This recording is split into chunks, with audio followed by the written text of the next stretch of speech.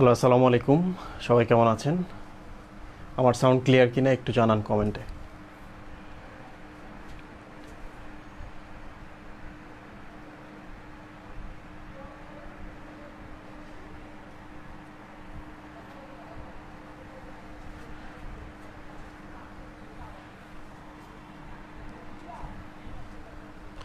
আজকে কিছু প্রবলেম হয়েছে তোমাদের কোশ্চেনে।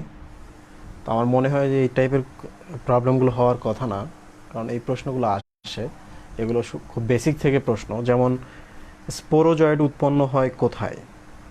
স্পোরোজয়েড উৎপন্ন হয় কোথায়? গতদিনে আমি যে ছবিটা দেখিয়েছি, বইয়ের মধ্যে যে ছবিটা আছে দেখবা,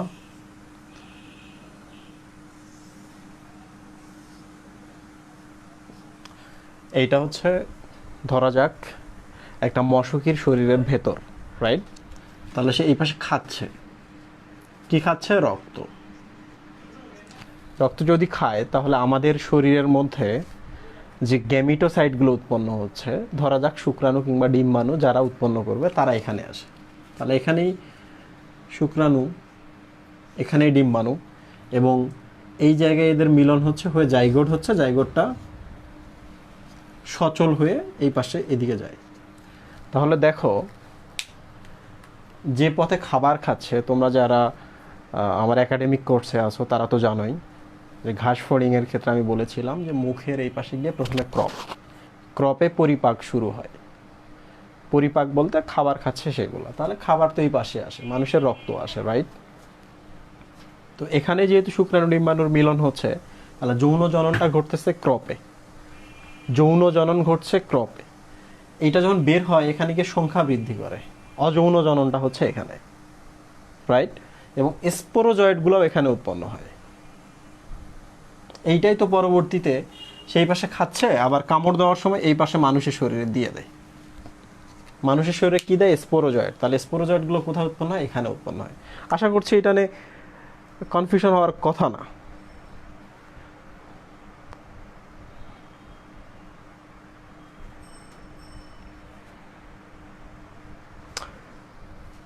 একটা প্রশ্ন ছিল প্লাজমোডিয়ামের দুটো পোষকের প্রয়োজন হয় কেন? এটা তো স্পষ্ট করে বলাই আছে, জীবনী শক্তি পুনরুদ্ধার করতে দুইটা পোষক লাগে তার। তো যৌন জনন ঘটাতে দুইটা পোষক লাগে কথাটা এমন না, কারণ জীবাণু আর হচ্ছে মশকির সাথে সম্পর্ক। যৌন জনন তো মশকিতেই ঘটছে, তাহলে আরেকটা মানুষ লাগে না। কখন লাগে আরেকটা মানুষ? যখন মানুষের ভেতরে অনেক খাবার পাওয়া যায় তখন। তাহলে ওখানে গিয়ে কিছু খায়, খেয়ে আরেকটু সংখ্যা বৃদ্ধি করে, তাহলে ওখান থেকে খাবার পাচ্ছে মানুষের শরীর থেকে, তাহলে শক্তি পাচ্ছে তাদের জীবন ধারণের জন্য। ওই শক্তিটা নিয়ে আবার মশকির শরীরে চলে আসে। তাহলে এই জন্যই মানুষের শরীরে যায়, যেন সে শক্তি নিয়ে আসতে পারে এবং খাবার নিয়ে আসতে পারে, জীবনী শক্তিটা যেন সে পায়। দেখো, এই প্রশ্নগুলো আজকে আমি যেগুলো করছি এটা হচ্ছে স্ট্যান্ডার্ড প্রশ্ন, 2-4টা প্রশ্ন বাদ দিয়ে এগুলো স্ট্যান্ডার্ড। যেমন ট্রু ফলসগুলো তো পরীক্ষায় আসে না, তারপরও আমি এই জন্য দিই যে তোমরা বুঝতেছো কি না, পড়তেছো কি না। সুফি ভাই যেমন বই পড়ে না, তাহলে সুফি ভাইকে এই টাইপের প্রশ্ন যদি দেয় সুফি ভাই পারবে না। তোমরা যদি বই পড়ো তোমরা পারবা। মুখ্য পোষক মানুষ হবে না? ইডিয়ট। মুখ্য মানে হচ্ছে প্রাইমারি পোষক, প্রাইমারি মানে হচ্ছে প্রধান। তো যৌন এবং যেখানে যৌন ব্যাপারটা ঘটে সেটাই হচ্ছে প্রধান। তাহলে যৌন জননটা কোথায় হয়? এই যে ক্রপে। তাহলে মুখ্য পোষক কে? মশকি, মশা, রাইট? এটা একটা প্রশ্ন ছিল, খুবই গুরুত্বপূর্ণ প্রশ্ন। মুখ্য পোষককে, গৌণ পোষককে, এখান থেকে প্রশ্ন আসে অ্যাডমিশনে।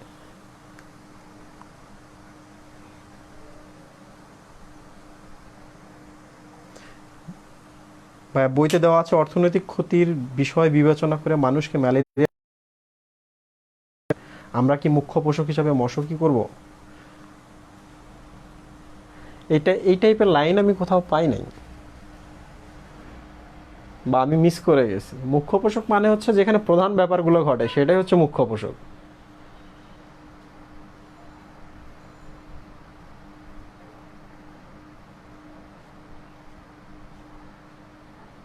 আমার মহান ছাত্রছাত্রীরা সহজ বিষয়গুলোতে ভুল করে ফেলছে, আফসোস। আচ্ছা, ওরা কি আমার সব কথা শুনতে পাচ্ছে?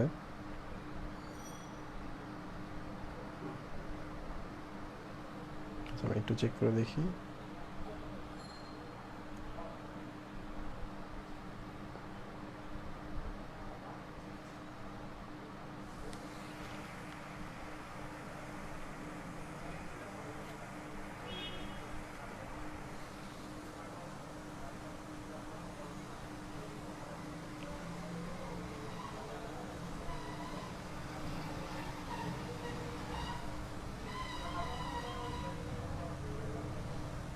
ঝাপসা যদি হয় তোমার ওখানে হয়েছে, এখানে ঝাপসা হয়নি। যখন ঝাপসা হবে আমি ক্লাস অফ করে দিব, তখন আমি কথা বলবো। তাহলে এই টাইপের কমেন্ট করার দরকার নাই।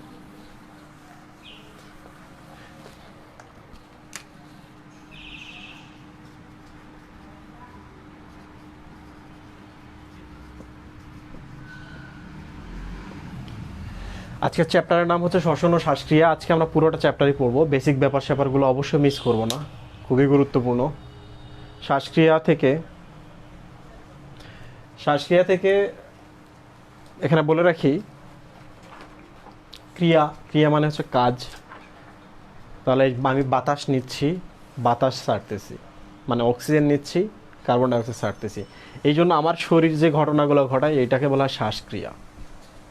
শরীরে পেশি আছে, পরশুকা আছে, ফুসফুস আছে, নিউরন আছে বা স্নায়ু আছে, তারা যে কাজগুলো করছে এগুলোই হচ্ছে শ্বাসক্রিয়া। আর শ্বসন কি? যারা উদ্ভিদের শারীরতত্ত্ব পড়ছো তারা জানো শ্বসন কি। এখানে গিয়ে আমরা আরেকটা জিনিস শিখবো, সেটাকেও শ্বসন বলে, একটু পরে ক্লিয়ার হবে। তাহলে সব কিছু কোথায় ঘটে? এই যে এখান থেকে শুরু করে ফুসফুসের মতো, রাইট? তাহলে আমরা এখান থেকে শুরু করবো, ফুসফুস পর্যন্ত আগাবো, ঠিক আছে? তাহলে পুরো অঞ্চলটাকে, এই যে নাক থেকে শুরু করে, এই ছিদ্রপথ থেকে শুরু করে যেহেতু এই পাশে যাচ্ছে ফুসফুস পর্যন্ত, এই রাস্তাটাকে পুরো বলা হচ্ছে শ্বসন ঘটে এখানে। তো নাক দিয়ে যেহেতু গ্রহণ করছে, বের করছে বাতাস, তাহলে আমরা এই অংশটাকে আমরা বলি মুখ দিয়েও বের করা, রাইট? তাহলে শুধু নাক দিয়ে নয়, এবার মুখ দিয়েও যেহেতু বের করছে এখান থেকে, তাহলে এই এলাকাকে বলা হচ্ছে গ্রহণ এবং ত্যাগ, শ্বাস গ্রহণ এবং শ্বাস ত্যাগ অঞ্চল, রাইট?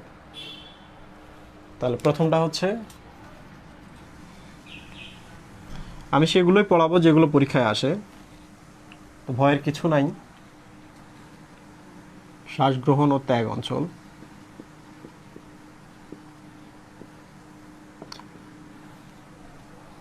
কোন কোন জায়গা আছে? এখান থেকে শুরু করে এই পর্যন্ত, ঠিক আছে? জাস্ট এই জায়গাটা। প্রথমে আসি আমরা, এইটা হচ্ছে নাক, এটা হচ্ছে মানুষের মুখ, এটা এসে মুখের সাথে মিলে গেছে, ভালো করে খেয়াল করো।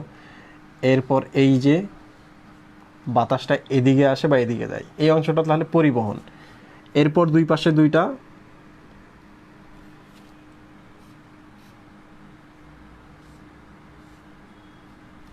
বিভক্ত হয়ে যায়,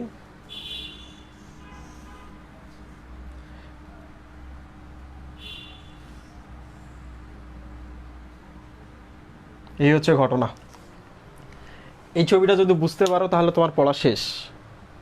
তাহলে আমরা শুরু করব ঠিক এই জায়গা থেকে, এখানে এসে শেষ করব, তাহলে আমরা এই অঞ্চলটা পড়া শেষ করে ফেলবো, ঠিক আছে? সুবি ভাই, এখান থেকে কি কি প্রশ্ন আসবে? এক নম্বর হচ্ছে, এই যে দেখো, এইটা হচ্ছে ছিদ্রপথ, ঠিক আছে?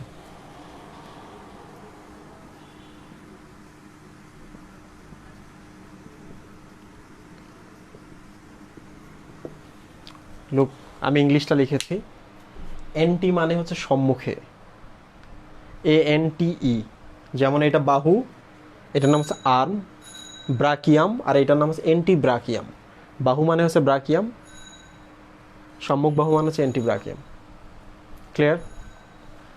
ফোর আর্ম মানেও, ফোর শব্দের অর্থ কিন্তু বিপরীতে বা সম্মুখে, আমার সামনে যে দাঁড়ায় আছে। তো আমরা এখান থেকে শুরু করলাম, তাহলে এটা একটা ছিদ্রপথ। কি ছিদ্রপথ? নাকের ছিদ্রপথ। তাহলে সম্মুখ ছিদ্রপথ, ক্লিয়ার? সম্মুখ, নাসা, রন্ধ্র।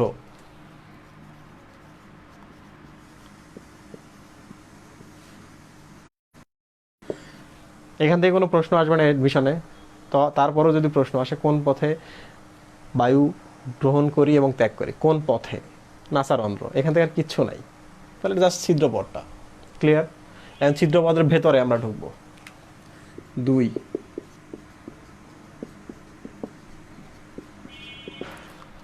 দেখো নাক দিয়ে যদি আমরা ভেতরে প্রবেশ করি, দেখো দুই সাইডে নাকটা একটু ফুলে আছে, ঠিক না? তার মানে পুরো যে রাস্তাটা আছে, রাস্তাটার মধ্যে সবচেয়ে প্রসারিত জায়গা হলো এই জায়গাটা, তাই না? তাহলে সবচেয়ে প্রসারিত এই জায়গা। তুমি যখন কোনো একটা হোটেলে প্রবেশ করো, হোটেলে প্রবেশ করার পরপরই বিশাল একটা হচ্ছে এন্ট্রেন্স রুম থাকে, যেখানে প্রবেশ করলাম আমি।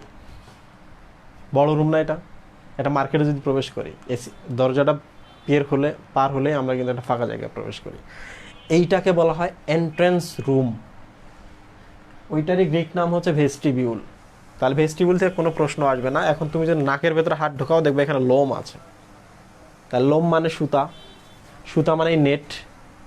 সমস্যা কি? লোম মানে সুতা, সুতা মানে নেট, নেট মানে হচ্ছে ধুলোবালি আটকানো। তাহলে লোমগুলা কি করে? ধুলোবালি আটকায়। আর এখানে কোনো কিন্তু পড়া নাই, বাট এই জিনিসটা পড়তে হবে।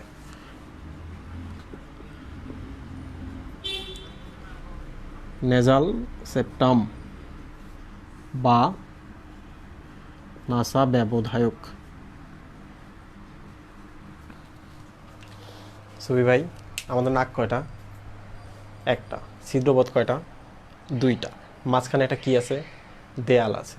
আমরা যখন হৃৎপিণ্ড পড়েছিলাম, চার কোনো একটা ঘর, মাঝখানে একটা দাগ দিছি আর একটা দাগ দিছি, ওয়াল তুলে দিছিলাম। ওয়ালগুলোকে আমরা বলছিলাম সেপ্টাম বা দেয়াল, তাই না? তাহলে মাঝখানে যে দেয়ালটা আছে এটার নাম কি? এটাও সেপ্টাম। নাকে বা নোজের দেয়ালকে আমরা বলবো নেজাল সেপ্টাম, নোজের দেয়াল। এটা তরুণাস্থি দ্বারা তৈরি। হাত দিয়ে দেখবা যে নিচের অংশটুকু তরুণাস্থি, আর একটু উপরে গেলে এটা হচ্ছে অস্থি। প্রশ্ন আসে নেজাল সেপ্টাম কি দ্বারা তৈরি? তরুণাস্থি ও অস্থি দ্বারা তৈরি। তরুণাস্থি আর অস্থি কি মনে রাখার দরকার নেই। অস্থি মানে হাড্ডি, হাড্ডি মানে শক্ত, আর তরুণাস্থি মানে হচ্ছে গাছের মতো নরম। গাছ তো শক্ত না, রাইট? কাঠ শক্ত। আশা করি এই পর্যন্ত বুঝতে পেরেছো। যেহেতু নাকের ছিদ্রটাকে দুই দিকে ভাগ করছে সে, এই জন্য এটাকে বলা হয় নাসা ব্যবধায়ক। ব্যবধান তৈরি করেছে, এ একদিকে এ একদিকে। শেষ। এখান থেকে কোনো প্রশ্ন হবে না। প্রশ্ন কোন জায়গায় হবে? এই জায়গায় প্রশ্ন হবে। তাহলে আমরা এখানে ভেস্টিবিউল, ছিদ্রপথ, ভেস্টিবিউল শেষ করলাম। তাহলে এই যে এখান থেকে শুরু করে এই জায়গাটা, সরি পুরোটাই ধরি আমরা, এখান থেকে এই জায়গাটা, এটা সোজা রাস্তা আর কি। আরেকটু বলবি এখান থেকে এই জায়গাটা কি ছবি ভাই? একটা ফাঁকা জায়গা না? এই জায়গাটা ভেতরে, নাকের ভেতরে ফাঁকা জায়গা, কেভিটি বলি না আমরা? দাঁতে যদি গর্ত হয়, ফাঁকা হয়, আমরা কি বলি? কেভিটি হয়েছে। তাহলে নাকের ক্যাভিটি বা নেজাল ক্যাভিটি খুব ইম্পর্টেন্ট। নেজাল ক্যাভিটিতে কি থাকে? রান্না হচ্ছে, মা রান্না করতেছে বিরিয়ানি, বিরিয়ানির গন্ধ আমরা পাচ্ছি। তাহলে এখানে ওটা বোঝা যায় না, এখানে বোঝা যায় না, লোমগুলো পেরোলেই এই দেয়ালের ভেতরে বোঝা যায়। তাহলে এখানে কি আছে? ঘ্রাণ নেওয়ার জন্য নিশ্চয়ই কোনো স্নায়ু আছে, যেটা মাথায় খবর পাঠায়। এর নাম হচ্ছে ঘ্রাণ স্নায়ু। ঘ্রাণকে বলা হয় অলফ্যাকশন। অলফ্যাকশন থেকে হচ্ছে অলফ্যাক্টরি। তাহলে অলফ্যাক্টরি স্নায়ু কোথায় থাকে? এই যে এখানে থাকে। এখান থেকে সে মাথায় নিয়ে যায়। আরেকটা কাজ করবা, আমি বলছি না পড়ার সময় এটা করতে, আঙুল ঢোকাবা, দেখবা ভেতরে ভেজা, মিউকাস, পিচ্ছিল। তাহলে এই জায়গাটা মিউকাস সমৃদ্ধ। এখানে কিন্তু কোনো লোম নাই। সুবি ভাই খুব খেয়াল করেন, এখানে কিন্তু কোনো লোম নাই। তাহলে কি কি পেলাম এখানে? এখানে মিউকাস পেলাম, আর হচ্ছে অলফ্যাক্টরি স্নায়ু পেলাম। প্রশ্ন আসে অলফ্যাক্টরি স্নায়ু কোথায় থাকে? নেজাল ক্যাভিটিতে। নেজাল ক্যাভিটি মিউকাসময়। মিউকাস মানে ভেজা, আঠালো। আঠালো মানে হচ্ছে কোনো কিছু যদি যায় আটকাবে সে, ঠিক না? তাহলে ধুলোবালি যদি যায়, ধুলোবালি ওখানে আটকাবে। আর যদি বাতাস যায়, বাতাসকে আটকাবে। সুবি ভাই কী করবে? যেহেতু সে ভেজা, বাতাসটাকে একটু ভেজাবে। তাহলে ভেজা বাতাস যদি ভেতরে যায় আমাদের জন্য ভালো, শুকনো বাতাসের থেকে। বোঝা গেল? ক্লিয়ার? শেষ। এবার চলে আসি এই পাশেরটা ছিদ্রপদে। এটা ফানেলের মতো এই জায়গাটা, তাহলে এখানে একটা ফানেলের জন্য একটা দেয়াল থাকবে পেছনের ছিদ্রপথকে বন্ধ করার জন্য। দেখো এটা যদি অ্যান্টেরিয়র নোস্ট্রিল হয় তাহলে এটা হচ্ছে পোস্টেরিয়র নোস্ট্রিল। পশ্চাৎ নাসা রন্ধ্র, রন্ধ্র মানে হচ্ছে ছিদ্রপথ। ঢেকে রাখতে হবে না সুবি ভাই, এখানে একটা ছিদ্রপথের জন্য ঢাকনি আছে, এটার নাম হচ্ছে কোয়ানি বা কোয়ানা। যারা জানতে চাও কোয়ানা কি, কোয়ানা মানে হচ্ছে ফানেল, হয় না একটা বড় একটা আছে এরকম ট্যাঙ্কি পানির কিংবা তেলের, আমরা মাঝে মাঝে কুপিটা ওখানে রাখি না, ফানেলটা রেখে দেই না। পেট্রোল হলে কি রাখি, পেট্রোল হলে বেঁধে রাখি, কারণ পেট্রোল হচ্ছে ভোলাটাইল, উদ্বায়ী, বাতাসে মিশে যায়, মানে এটার নাম কোয়ানা। এই প্রশ্নটা আসে যে পশ্চাৎ নাসারন্ধ্রকে ঢেকে রাখে কে, কোয়ানা। পুরোটা পড়লাম, দেখো মাত্র 2 থেকে 3টা প্রশ্ন পেয়েছি, শুধু একটা প্রশ্নই আসে, অলফ্যাক্টরি স্নায়ু কোথায় থাকে, নেজাল কেভিটিতে বা নাসা গহ্বরে, নাকের গহ্বরে। শেষ। ভাই আমরা অনেকটা পড়াই ফেলছি। হ্যাঁ আমি কিন্তু এখন প্রশ্ন করব এক্ষুনি। দেখো এই ধরা যাক এই জায়গাটা একটা ফাঁকা জায়গা, তাহলে এই জায়গাটা কি 3 রাস্তা না সুবি ভাই, তাহলে 3 রাস্তা মানে ফাঁকা একটা জায়গা। তোমরা যখন টাঙ্গুয়ার হাওড়ে যাবা দেখবা যে বিশাল একটা এরিয়া, অনেকগুলো পানি জমে আছে, মানে কি একটা গর্ত, চারপাশ থেকে পানি আসতেছে, ওই জায়গায় জমে থাকে, তাহলে ওই জায়গাটাকে আমরা বলি বিল। হাওড়টাকে আমরা বিল বলতে পারি বা অন্য কোনোটাকে বিল বলতে পারি, ঠিক আছে। তাহলে এটা হচ্ছে বিল। এই জায়গাটা কোথায় আছে, গলায় আছে এই জায়গায়, তাহলে এর নাম হচ্ছে গলবিল। এখান থেকে প্রশ্ন হয় গলবিলে কয়টা রাস্তা মিলছে, মুখ থেকে একটা রাস্তা যাচ্ছে, নাক থেকে একটা রাস্তা আসতেছে, এই যে দেখো এখানে আমাদের এই রাস্তাটা যাচ্ছে, তাহলে এই রাস্তা এই রাস্তার এই রাস্তার নাম কি, বগুড়া থেকে যে রাস্তা আছে তাহলে বগুড়া স্ট্যান্ড, এইটা ঢাকা থেকে আসে ঢাকা স্ট্যান্ড, আর এইটা হচ্ছে কিশোরগঞ্জ থেকে, তাহলে এটা হচ্ছে কিশোরগঞ্জ স্ট্যান্ড। তাহলে আমরা স্ট্যান্ডগুলোর নাম করি। গলবিলকে 3 ভাগে ভাগ করা হয়, নাক থেকে যেটা আসে তার নাম হচ্ছে নাসা গলবিল, মুখ থেকে যেটা আসে সেটা হচ্ছে মুখ গলবিল। এই যে এখানে আমাদের স্বর উৎপন্ন হয়, তাহলে এখানে স্বর যন্ত্র থাকে, এই জন্য এটাকে বলা হয় স্বর গলবিল।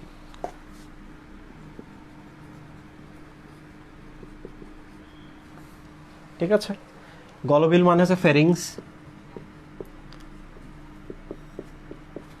তোমরা কি আমার কথা বুঝতে পারতেছো, একটু কমেন্টে জানাও তো। আমি কিন্তু আজকে মানে পরিষ্কার কথা বলতেছি, বেশি কথা ঘুরিয়ে পেঁচিয়ে বলছি না, এবং স্পিডি পড়ানোর ট্রাই করছি।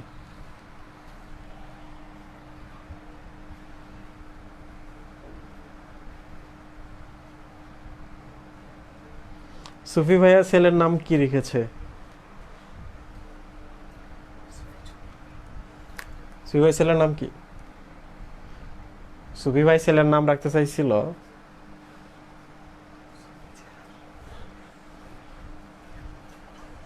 আমি নিষেধ করে দিছি, এই নাম রাখা যাবে না।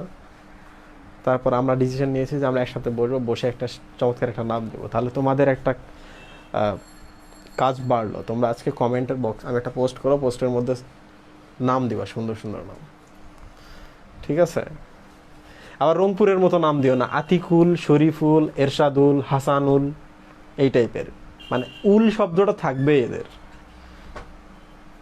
একরামুল, একরাম নামের সাথে মূল দিচ্ছে একরামুল। আচ্ছা, যারা বুঝতে পারতেছো এরকম বোরিং ক্লাসে, তাদের জন্য সুখবর যে তোমরা যে কোনো ধরনেরই ক্লাস করতে পারবা। তাহলে আমরা গলবিলকে কয় ভাগে ভাগ করি সুই ভাই, 3 ভাগে। নাক থেকে যেটা আসে নাসা গলবিল, মুখ দিয়ে যেটা গেছে মুখ গলবিল, ষড়যন্ত্র এখানে আছে, তাহলে উপরে যেটা আসছে সেটা স্বরগলবিল। তাহলে একটা মোড়ে 3 দিকে 3টা স্টান। এখন গলবিলকে যদি আমি ফেরিংস বলি, ফেরিংস, তাহলে মুখগলবিলের নাম কি হবে? মুখ হচ্ছে ওরাল, তাহলে ওরোফেরিংস। নাক থেকে যে আসতেছে তাহলে নোজ যোগ ফেরিংস, ন্যাজোফেরিংস। স্বর মানে হচ্ছে ল্যারিংস, তাহলে এটার নাম হচ্ছে ল্যারিঙ্গোফেরিংস। এই তোমাদের মনে থাকবে, ন্যাজোফেরিংস বা নাসাগলবিল, ওরোফেরিংস মুখগলবিল, ল্যারিঙ্গোফেরিংস স্বরগলবিল। ক্লিয়ার? এখান থেকে এই প্রশ্নটা হতে পারে, এখানে আর কোনো প্রশ্ন নাই, শেষ। ফেরিংস কত প্রকার কিংবা গলবিল কত প্রকার, এটা আসতে পারে। আবার প্রশ্ন হতে পারে যে গলবিলে উন্মুক্ত হয় কে? 1 2 3 সাথে আর একটা যোগ করে দিবে, তাই না? তার গলবিলের সাথে নাকের কোন অংশটি সংযোগ আছে? নেজোফেরিংসের সংযোগ আছে। নেজোফেরিংসের কাজ কি? বায়ুকে ক্যাভিটি থেকে, নেজাল ক্যাভিটি বা নাসা গহ্বর থেকে গলবিলে নিয়ে যায়, সেম কথা, বা এদিক থেকে এখানে নিয়ে যায়। এইভাবে কাজগুলো তোমাদের মতো করে পড়লে বুঝতে পারবা। শেষ। মুখ পড়তে হবে না। এবার চলে আসি আমরা এই জায়গায়। এই যে দেখতে পাচ্ছ, এই যে এটা ছেলেদের থাকে একটু উঁচু, মেয়েদেরও থাকে কিন্তু একটু নিচু, দেখা যায় না। তাহলে এই জায়গাটার কথা এখন আমি পড়াচ্ছি। প্রথম কথা হলো, এই জায়গাটা হাড্ডি দিয়ে তৈরি না তরুণাস্থি দিয়ে তৈরি? সুই ভাই একটু হাত দেন তো। তরুণাস্থি। যদি এটা হাড্ডি দিয়ে তৈরি হতো তাহলে একটাই সুবিধা হতো, যে কেউ গলা চিপে ধরলে মরতা না, তাই না? চিপে ধরে হাড্ডি ভাঙতে পারে না, কিন্তু এটা চিপে ধরলে চাপ খাবে, শ্বাস বন্ধ হয়ে যাবে। তাহলে এটা তরুণাস্থি দ্বারা তৈরি। এটা একটা প্রশ্ন। এই জায়গার নাম হচ্ছে ল্যারিংস, স্বরযন্ত্র, ল্যারিংস। তাহলে আমরা শ্বাস ও শ্বাসগ্রহণ অঞ্চল, এই যে এখান থেকে শুরু করে এই পর্যন্ত শেষ করলাম। তাহলে এখান থেকে নতুন একটা এলাকা শুরু হলো এই পর্যন্ত। এটার নাম হচ্ছে পরিবহন অঞ্চল।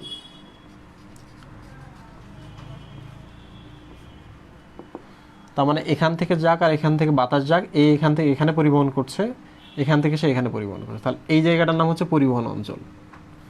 ক্লিয়ার সুবি ভাই? ওকে। তাহলে এই জায়গা হচ্ছে কি দ্বারা তৈরি? তরুণাস্থি। এখানে বিভিন্ন ধরনের তরুণাস্থি আছে, যারা একটু বেশি পড়তে চাও মাজেদা ম্যামের বই দেখবা আর আলিম স্যারের বই দেখবা, এখানে তরুণাস্থিগুলোর নাম দেওয়া আছে, পড়লে খুব ভালো। এটা আগে আসতো, এখন আসে না। আমি তো বলেছি আজমল স্যারের বই থেকে 99% প্রশ্ন আসে, একটা প্রশ্ন মিস যায়। তাহলে একটা প্রশ্নের জন্য আমরা এতগুলো বই এত বেশি করে পড়বো না। তারপর আমি বলেছিলাম যে আমি বই দাগিয়ে দিব অন্য বইগুলোতে কি পড়তে হবে। তো এটা যেহেতু দেওয়া হয়নি, এখন আমি শুরু করব। তো অন্য দুইটা বই থেকে কোন অংশটুকু পড়তে হবে দাগাই দেব, চিন্তার কিছু নয়। যেমন 4টা চ্যাপ্টার শেষ হলে যখন বড় পরীক্ষাটা হবে, তখন আমি কিন্তু এই দাগাই দেবো, তোমরা আমাকে মনে করাই দিবা, ঠিক আছে? 2 নাম্বার হচ্ছে, এখানে যে তরুণাস্থিগুলো থাকে, সব থেকে বড় যে তরুণাস্থি, ওটা আমরা বাইরে থেকে দেখতে পাই, যে একটু লম্বা, অনেক দূর থেকে তারা দেখা যাবে, রাইট? এইটা ঢোক গেলার সাথে উপরে নিচে নামে। এটার নাম হচ্ছে কি নাম সুই ভাই?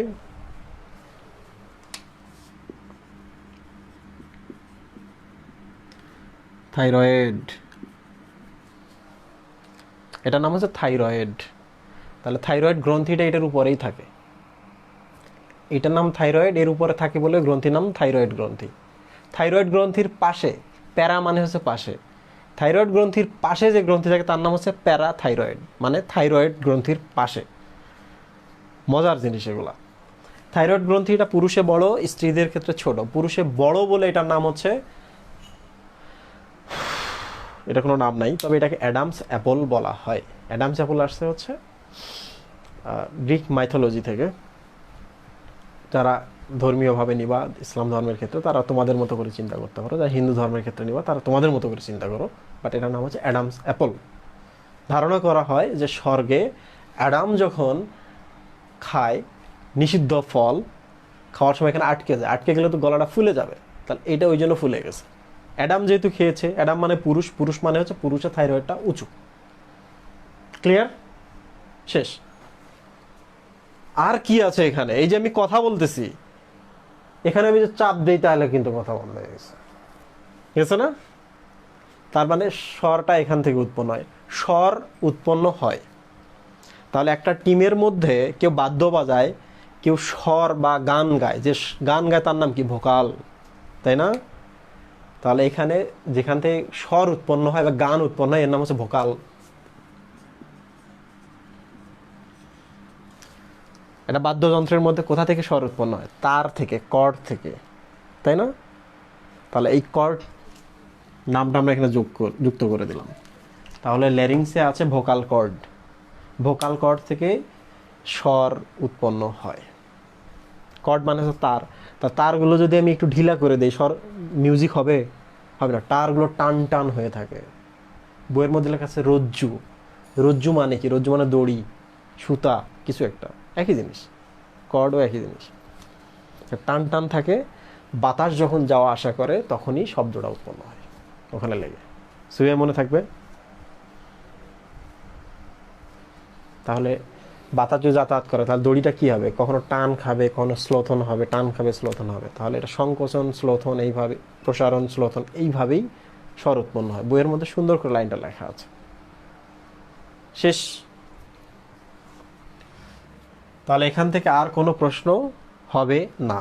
প্রশ্ন এরপর হয় কোথা থেকে? আমি যদি এখান থেকে চিন্তা করি পুরো টপিকটা, তাহলে সব থেকে বেশি প্রশ্ন হয় এখান থেকে।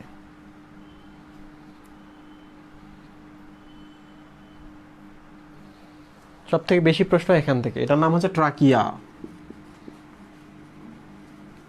তাহলে ট্রাকিয়া হচ্ছে পরিবহন অঞ্চলের অংশ। ট্রাকিয়া একটা পাইপ, এভাবে মনে রাখবা।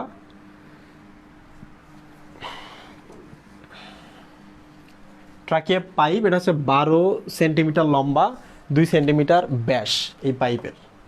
এটা একটা ইম্পর্টেন্ট কোশ্চেন, ট্রাকিয়ার দৈর্ঘ্য এবং ব্যাস কত এটা আসে। 2, ট্রাকিয়া কি দ্বারা তৈরি? আমি তো বললাম এটা যে তরুণ আসছে, এগুলো তরুণ আসছে সুই ভাই। এই যে আপনি হাত দিয়ে দেখেন যে ঘাট ঘাট ঘাট ঘাট আছে, মানে কি? একটার পর একটা। তাহলে অনেকগুলো তরুণ আসছি, মানে রিংয়ের মতো একটার পর একটা দেওয়া আছে এরকম।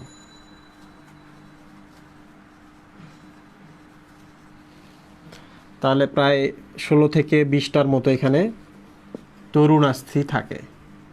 এটা একটা প্রশ্ন। সংখ্যায় যদি গোলমাল হয় বইয়ে যা আছে তাই দেখে নিবা, ঠিক আছে? আমি যা লিখছি তা নয়, বইয়ে যা আছে তাই। ক্লাসে যতক্ষণ আছে ততক্ষণ এইটাই, ওকে? এবার চলে আসি তরুণাস্থিগুলো দেখতে কেমন। এখানে দেখতে কিন্তু গোলাকার মনে হচ্ছে। এই প্রশ্নটা আসে পরীক্ষায়। তরুণাস্থিগুলো দেখতে সি আকৃতির, এইরকম। দেখো এই মাঝখানে একটু ফাঁকা আছে, রাইট? সি আকৃতির। তাহলে একটার উপর একটা সি, তাহলে সি এর যে খোলা অংশটা, এই অংশটা কোথায় থাকে? পেছনের দিকে, এদিকে। তাহলে একটা সি সি সি সি উপরে থাকে, তাহলে পেছনটা ঢাকা লাগবে না? পেছনটা ঢাকা থাকে। সি ভাই এই পর্যন্ত ক্লিয়ার? এরপরের প্রশ্ন হলো আমাদের হাঁচি কেন হয়? হাঁচি হওয়ার কারণটা আমাদের জানতে হবে। সেটা হলো এই পাশে যদি কোনো কিছু ধুলাবালি ঢোকে, এই যে ট্রাকিয়া আছে, ট্রাকে এরকম কিছু সিলিয়া আছে, এগুলো হচ্ছে ঊর্ধ্বমুখী। তাহলে ধুলা নামতেছে নাক দিয়ে নিচে, ট্রাকিয়ার সিলিয়াগুলো এরকম করতেছে, করে বাইর করে দিচ্ছে। যেই বাইর করে দিচ্ছে তখন হাঁচি হচ্ছে। তাহলে হাঁচি খারাপ না ভালো? হাঁচির পর কেন আলহামদুলিল্লাহ বলি? তাহলে এটা একটা কারণ। তাহলে আমরা মাঝে মাঝে বলি না যে কেন আলহামদুলিল্লাহ এখানে বলবো? আমি এটা ধর্মীয়ভাবে নিও না, এটা আমি এমনিতেই বলছি। মায়েরা বলে যে আলহামদুলিল্লাহ বল। মাঝে মাঝে মনে হয় না মা তুমি কি জানো? আমি আমার মায়ের ছোটোবেলা অনেক খেপাইছি, তুমি কি জানো? আমি অনেক কিছু জানি। তাহলে আলহামদুলিল্লাহ বলার পেছনে মা যুক্তি জানে না, বাট আমরা জানি যে আসলেই হাঁচি দ্বারা জীবাণু ধুলাবালিটাকে সে বাইর করে দিল, ঠিক না? এটা একটা কারণ। তাহলে প্রশ্ন হতেই পারে যে আমার ধুলাবালি এত দূর যায় না, তার আগে হাঁচি আসে। তাহলে কি হয়? এই যে এখানেও এরকম সিলিয়া আছে। এই জায়গাটার নাম কি ছিল? নেজাল কেভিটি বা নাকের গহ্বর। আশা করি তোমাদের মনে থাকবে এটা। ট্রাকিয়া থেকে এই প্রশ্নগুলোই আসে, এর থেকে বেশি আর প্রশ্ন আসে না। শেষ। এবার চলে আসি আমরা এই যে ট্রাকিয়ার পরে যে রাস্তাটা আছে, এটা এখনো কিন্তু আমরা আছি কোথায়? পরিবহন অঞ্চলে।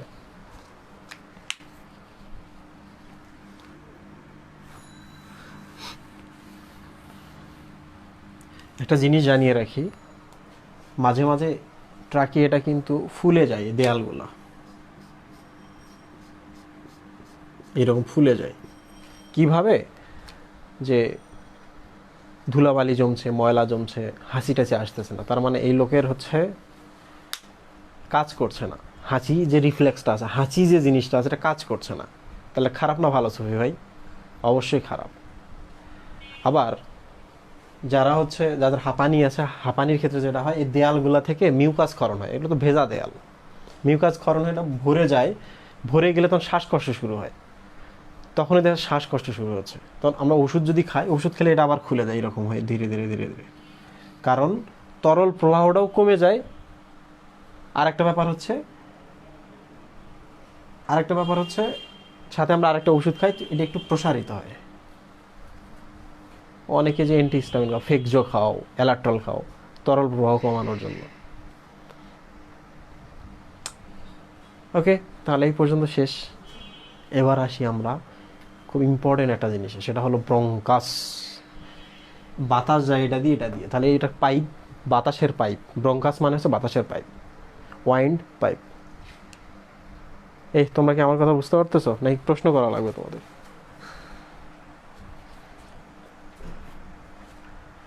যাদের একসাথে 50টা হাঁচি আসে তাদের ক্ষেত্রে ভালো, তাই না? হাঁচি না আসাটা খারাপ, হাঁচি বেশি আসা ভালো, কারণ ওষুধ খেয়ে তো থামানো যায়। হ্যাঁ, 50টা হাঁচি আসার যে কারণ আছে, কারণগুলো থেকে যদি দূরে থাকতে পারো তাহলে কমে যাবে। নিয়মিত ট্রিটমেন্ট করতে হবে, ট্রিটমেন্ট করলে ভালো থাকবে।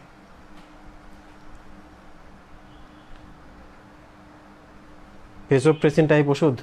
জি না, ব্রঙ্কো ডায়ালেটর টাইপের ওষুধ। এগুলোর নাম তো ব্রঙ্কাস, ব্রঙ্কোগুলো ডায়ালেট করে। যেমন মন্টি লুকাস্ট বলে তোমরা একটা ওষুধ খাও না, মন্টিন, মন্টেয়ার, মন্টেক্স। সুবি ভাই কি খান? মোনাস। এগুলো আবার হচ্ছে, এগুলো ডায়ালেট করে। আচ্ছা, যাই হোক, হ্যাঁ, এই জায়গার ছবিটা আমি একটু এই সাইড আর্ট করি। সুবি ভাই, সমস্যা আছে আপনার? অনুমতি নিলাম। এটা হচ্ছে ট্রাকিয়া। ট্রাকিয়ার পরে এই যে দুইটা লাইন বের হয়েছে, এই পাশে একটা,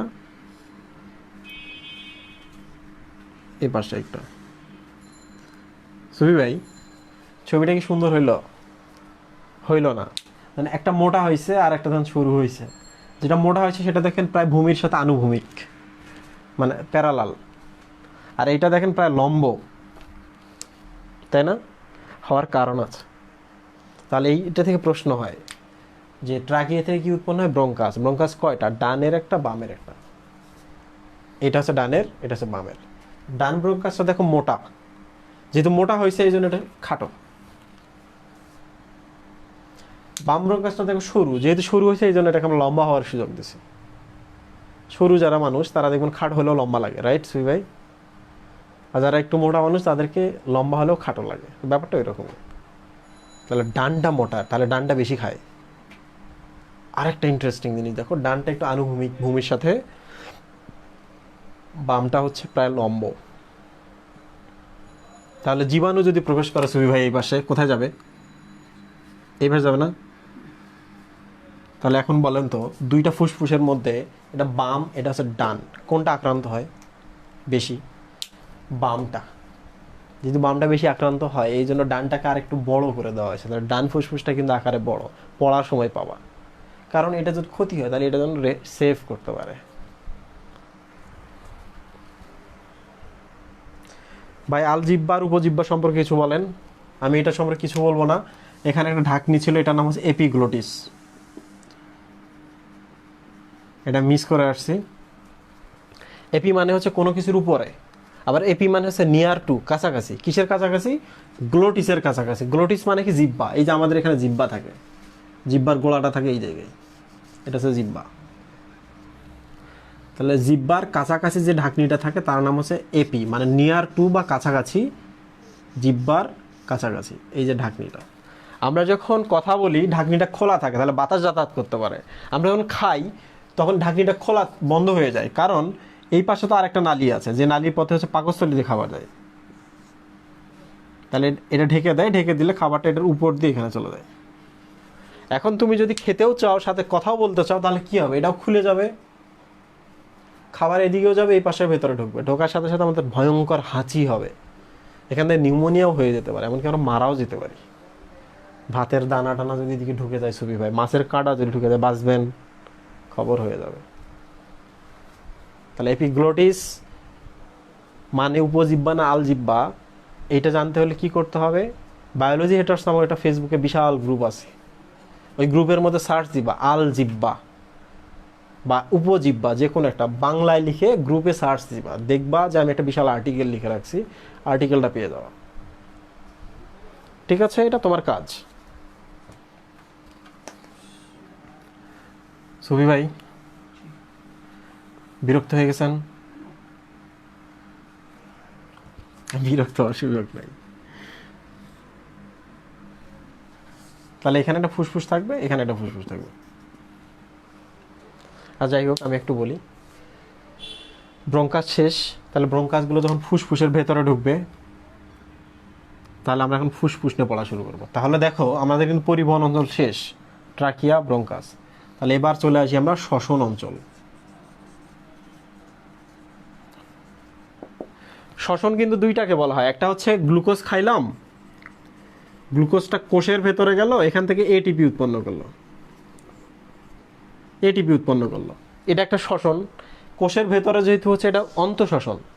আর একটা শ্বসন আছে, সেটা হচ্ছে এই যে এইটার জন্য কিন্তু অক্সিজেন লাগে, এই অক্সিজেনটা আমরা কিন্তু এই পাশে নিয়ে আসতেছি, ফুসফুস থেকে তো প্রথমে রক্তে পাঠাচ্ছি। তাহলে এই যে এখানে কিন্তু শুধু সে পরিবহনই করছে না, রক্তে পাঠাচ্ছে, এই জন্য এই এলাকাটাকে বলা হচ্ছে শ্বসন অঞ্চল। ঠিক আছে, এটা কিন্তু অন্তঃশ্বসন না, এটা হচ্ছে বহিঃশ্বসন। এখন কিন্তু কোষের ভেতরে যায় নাই, ফুসফুস থেকে যাবে রক্তে, রক্ত নিয়ে যাবে কোষের ভেতরে। তাহলে কোষের বাইরে এইটা রক্তনালী, ফুসফুস, তাহলে এটা হচ্ছে বহিঃশ্বসন। তাহলে এটা শ্বসন অঞ্চল ধরা যাক। এবার আমরা শ্বসন অঞ্চল নিয়ে একটু কথা বলবো, কথা বলে চলে যাব টপিকে। কি কি পড়তে হবে দেখি। ডান ফুসফুস যেহেতু আকারে বড়, তাহলে ডান ফুসফুস 3 খণ্ডে বিভক্ত, 1 2 3, এগুলোকে বলা হচ্ছে লোব। তাহলে এই যে ব্রঙ্কাসটা যদি এই খণ্ডে একটা যায়, তাহলে এটা হচ্ছে লোবার ব্রঙ্কাস। সুবিভাই বোঝা গেল? এইটার নাম হচ্ছে ব্রঙ্কাস, এই নালীটার নাম। একটা লোবে গেল, লোবার ব্রঙ্কাস, তাহলে এখানে একটা লোবার ব্রঙ্কাস, এখানে একটা লোবার ব্রঙ্কাস। এই যদি 3 খণ্ডে বিভক্ত হয়, বাম বাম তো কম পাবে সবসময়, তাহলে এই হচ্ছে 2 খণ্ডে বিভক্ত, তাহলে এখানে 2টা লোবার ব্রঙ্কাস। প্রত্যেকটা লোব আবার ছোট ছোট খণ্ডে বিভক্ত, এটাকে লোবিউল না, মাঝখানে আর একটা জিনিস আছে, এটাকে বলে সেগমেন্ট। ধরো যাক 1 2 3 4 5 6 7 8 9 10, কয় খণ্ডে হলো এটা? তাহলে 10টা সেগমেন্ট পেলাম। এখানে পাবো আমরা 8টা বা 7টা সেগমেন্ট, বইয়ে আছে দেখে নিবা, 8টা 10টা। তাহলে সুবি ভাই এখন বলেন তো, এই যে এখন যে ব্রঙ্কাসের নালীটা লাল কালি দিয়ে দেখাই, ব্রঙ্কাসটা যখন লোবে আসছে, এটাকে বলছি আমরা কি ব্রঙ্কাস? Lobar bronchus. ভালো করে খেয়াল করো, এইটা যদি এখন প্রত্যেকটা সেগমেন্টে সেগমেন্টে চলে যায়, তাহলে এগুলাকে আমরা কি বলবো? Segmental bronchus. অর্থাৎ প্রত্যেকটা সেগমেন্টে যে ব্রঙ্কাসটা চলে গেছে। সেভাবে বোঝা গেল? আবার প্রত্যেকটা সেগমেন্ট আবার ছোট ছোট অঞ্চলে বিভক্ত, এগুলোকে বলা হচ্ছে লোব থেকে সেগমেন্ট, সেগমেন্ট থেকে হচ্ছে লোবিউল। তার লোবিউল সব থেকে ছোট, লোব সব থেকে বড়, মাঝখানে সেগমেন্ট আছে। তাহলে এখন যদি এই যে এগুলোতে যায়, বিভিন্ন লোবিউলে চলে যায়, এটাকে আর কিন্তু আমরা লোবিউলার ব্রঙ্কাস বলবো না, এটার নাম হচ্ছে ব্রঙ্কিয়ল। কারণ সবচেয়ে ছোট জায়গায় গেছে, কে গেছে? ব্রঙ্কাস গেছে। তাইলে ব্রঙ্কাস নামটা যদি আমরা একটু বাড়াই, ব্রঙ্কিয়ল, আমি তো বলেছিলাম বায়োলজিতে নাম যত বড় হবে জিনিসটা তত ছোট সরু হবে। তাহলে এটা মোটা, নাম ছোট, এটা সরু, নাম বড়। তাহলে একবার যখন শুরু হবে, একবার একটু লোবিউলগুলোতে চলে যাবে, তখন এটাকে বলে ব্রঙ্কিয়ল। বোঝা গেল সুবি ভাই?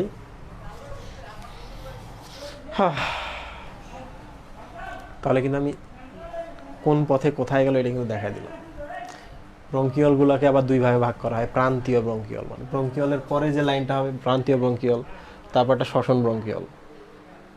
আরও রাস্তা আছে, সে কিছু বোঝা গেল?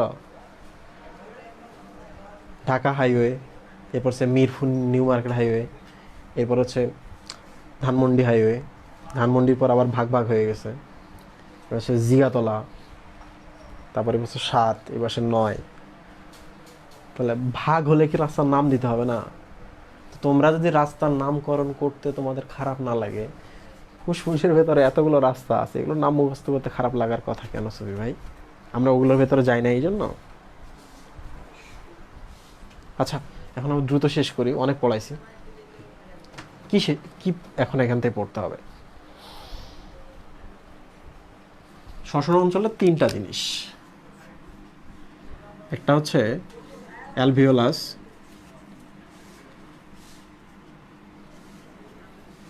দুই নাম্বারটা হচ্ছে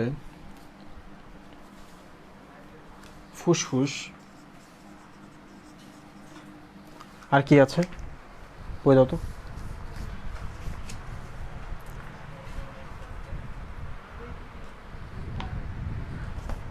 আর একটা হচ্ছে শ্বসন বৃক্ষ। শ্বসন বৃক্ষ কি জিনিস আমি কিন্তু বলে ফেলছি, তোমরা পড়লেই বুঝতে পারবা। শ্বসন বৃক্ষ সম্পর্কে এই মুহূর্তে আমি আর পড়াবো না, আর পুরোটাই বলে ফেলছি, তোমরা বুঝে ফেলছো। ফুসফুস নিয়ে পড়ি। এইভাবে দেখো, ডানটা বড় বামটা ছোট। ফুসফুসের ওজন তোমরা যদি পড়তে চাও পড়বা। ফুসফুস থেকে আর কি ইম্পর্টেন্ট, ফুসফুসটা দেখতে কেমন? গোলাপি রঙের। আশ্চর্য, ফুসফুসে তো রক্ত আসে, রক্ত ভর্তি, গোলাপি রঙের হবে না? এটা পড়তে হবে। ফুসফুসগুলো কি দ্বারা তৈরি? অ্যালভিওলাস দ্বারা তৈরি, ছোট ছোট অ্যালভিওলাস। তাহলে এই যে ফুসফুসের গঠন ও কার্যক্রিয়ার এককের নাম হচ্ছে অ্যালভিওলাস। উপরে কিন্তু আবার লেখা আছে যে ফুসফুসের কার্যকারী এককের নাম হচ্ছে সিগমেন্ট। তাহলে দুইটার মধ্যে কোনটা আনসার? আনসার হচ্ছে ফুসফুস। ঠিক আছে, বই পড়লে বুঝতে পারবো আমি কোন জায়গার কথা বলছি। এবার চলে আসলে অ্যালভিওলাস। অ্যালভিওলাস থেকে প্রশ্ন আসবে। সুদে কঠিন লাগতেছে? প্রচুর কঠিন লাগতেছে? একটু কঠিন লাগতেছে? এটা আপনি আমাকে বলবেন না? আপনার কঠিন লাগলে ওরা তো বুঝতেই পারতেছে না।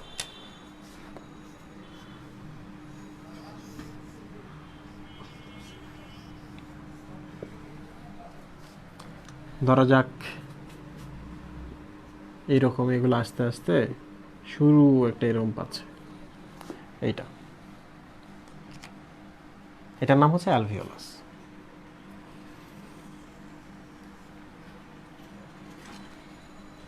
ঠিক আছে, এটা হচ্ছে লাস্ট যে জায়গা।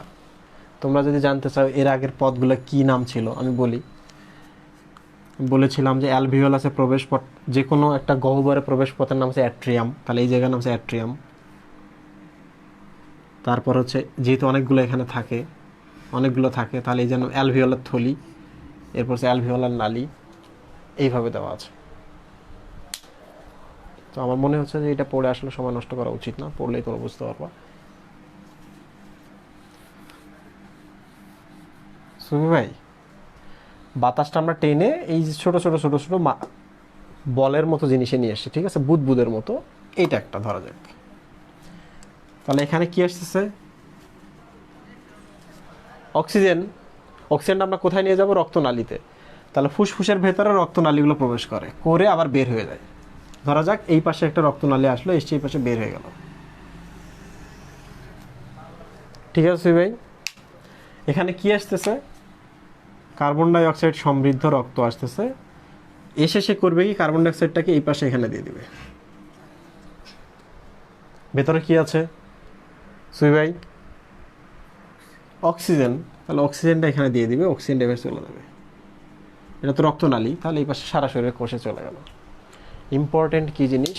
অ্যালভিওলাস হচ্ছে গঠন ও কার্যক্রিয়ার একক। অ্যালভিওলাসের পুরুত্ব দেখতে হবে 4 মাইক্রোমিটার। অ্যালভিওলাসের সংখ্যা 700 মিলিয়ন পূর্ণবয়স্ক মানুষের শরীরে। 8 বছরের ঊর্ধ্বে কত, নবজাতক কিংবা ভ্রূণে কত, এই সংখ্যাগুলো না পড়লেও চলবে, যারা পড়তে চাও তারা পড়বা। অ্যালভিওলাস থেকে ইম্পর্টেন্ট জিনিস কোনটা যেটা পরীক্ষায় আসে সেটা বলাই।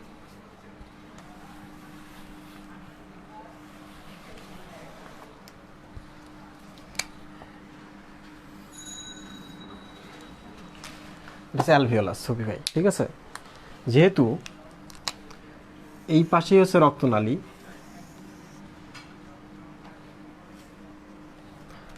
তোমরা এটা ভালো করে খেয়াল করো। তাহলে অ্যালভিওলাসের যে দেয়ালটা সুই ভাই, এটা পুরু হবে না পাতলা হবে? পাতলা হবে। তাহলে এটা পাতলা একটা দেয়াল আর্ট করলাম, কারণ জিনিসটা তো এতই ছোট যে এই দেয়ালটা পুরু মনে হচ্ছে, বাট এটা খুবই পাতলা। এটা হচ্ছে সুই ভাই একটা জায়গা, আমি এখানে মাছের আইসের মতো দিতে পারি, পাতলা। আমার যদি ইচ্ছা হয় তাহলে আমি এখানে বড় বড় হচ্ছে আরেকটু উঁচু উঁচু বড় বড় কিউব কিউব দিতে পারি, তাহলে একটু পুরু হলো না, উঁচু হলো না? আমার যদি মনে হয় যে আমি এখানে পুরো কলামের মতো দিব, অনেকগুলো কলাম, তাহলে পুরুত্ব কেমন হলো? অনেক বেশি না? তাহলে আমি কলাম দিব না এখানে, কারণ এই দেয়ালটা ভেদ করে এখানে কি আসা লাগবে? অক্সিজেন আসা লাগবে। এই দেয়ালটা ভেদ করে কার্বন ডাইঅক্সাইড যাওয়া লাগবে। তাহলে কলাম দিব না, কিউব দিব না, তাহলে কি দিব? পাতলা আইসের মতো আবরণ। যে কোনো কিছুর আবরণকে বলা এপিথেলিয়াম। তাহলে এটার নাম আছে আইসাকার এপিথেলিয়াম, আইসের মতো বা আইসের আকার। এটা প্রশ্ন আসে, অ্যালভিওলাসের আবরণের নাম কি? আইসাকার এপিথেলিয়াম। এপি মানে উপরে, ক্লিয়ার? তাহলে এইটার উপরে। এগুলো কি দেয়াল না শুনি ভাই? দেয়াল মানে কি? সেপ্টাম, তাই না? তাহলে এটার নাম হচ্ছে সেপ্টাম। তাহলে এখানে যে কোষগুলো থাকবে এগুলোর নাম কি? সেপ্টাল সেল বা সেপ্টাম কোষ।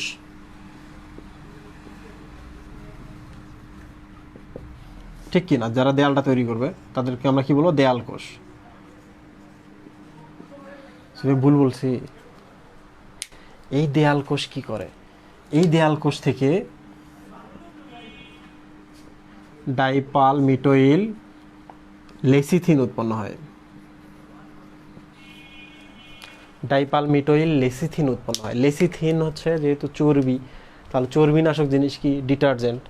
এই জিনিসটা আসলে ডিটারজেন্টের মতো, সাবানের মতো, সাবানের ফেনার মতো।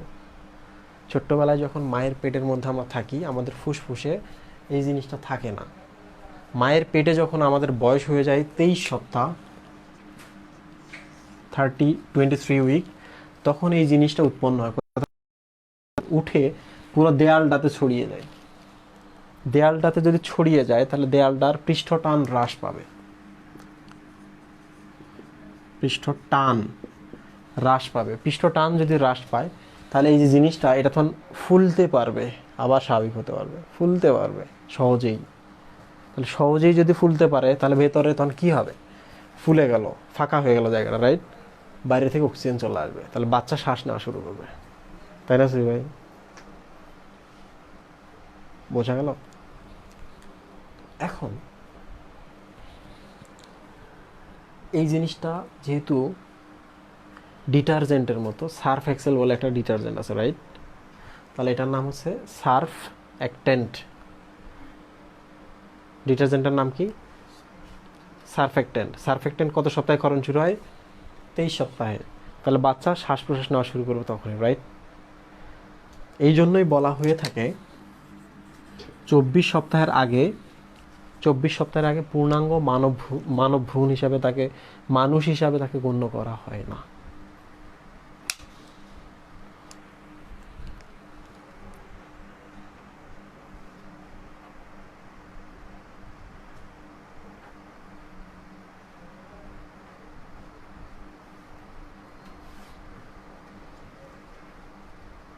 এই মধ্যরাতে কারা ইনবক্সে নক করছে?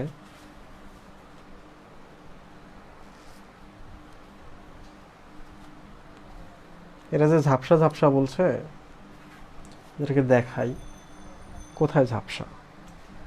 একেবারে ঝকঝকে তক্তকে ক্লিয়ার।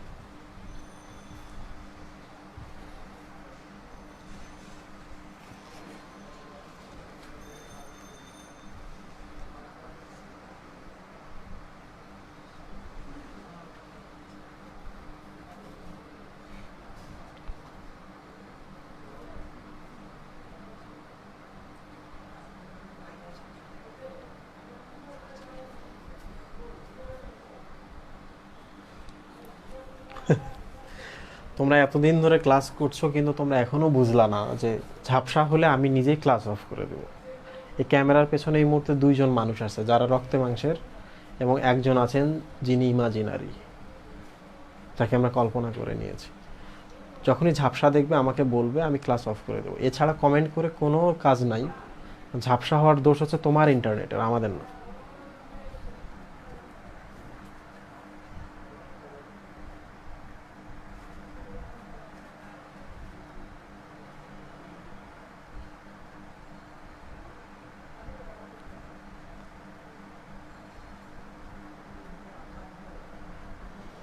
এই তো আমি এই প্রশ্নটার অপেক্ষা করছিলাম। তাওসিফ রহমান তাহিম বলেছ 23 উইকেই তো সারফেক্টেন্ট আসে, তাহলে 24 উইকের পর কেন বলে, তাই না? 23 সপ্তাহে যদি এই সাবানের মতো বা ডিটারজেন্টের মতো পদার্থটা ক্ষরণ হয়, ফুসফুসের অ্যালভিওলাসের পৃষ্ঠটানটা কমে যায়, খুব সহজেই সে প্রসারিত হতে পারে, তাহলে কেন আমি 23 সপ্তাহে গিয়ে তাকে মানুষ বলছি না? কেন 24 সপ্তাহে গিয়ে আমি তাকে মানুষ বলছি? ইম্পর্টেন্ট একটা কোশ্চেন। দেখো 23 সপ্তাহ কিন্তু শুরু হয় 1 তারিখেও। প্রথম সপ্তাহের কথা চিন্তা করো যে এটা 1 তারিখে সারফেক্টেন্ট করণ শুরু হয়েছে। একইভাবে চিন্তা করো তো 6 তারিখে গিয়েও যে সারফেক্টেন্ট করণ শুরু হয়, আমরা তো বলবো যে এটা প্রথম সপ্তাহে, রাইট? 7 তারিখেও যদি শুরু হয় তখনও বলবো প্রথম সপ্তাহে, তাই না? তাহলে আমাদের জন্য সুবিধা হয় কোনটা, যে 1 থেকে 7-এর মধ্যে যেহেতু হবেই, তাহলে 8 তারিখ থেকে আমরা তাকে মানুষ বলবো, তাই না সুই ভাই? কারণ এমনও তো হতে পারে যে লোকটার 7 তারিখ একবারে রাত 11:49 সারফেক্টেন্ট করণ শুরু হয়েছে, এর মধ্যেই হবে, তাহলে তাকে বলতে পারি যে দ্বিতীয় সপ্তাহ থেকে সে মানুষ।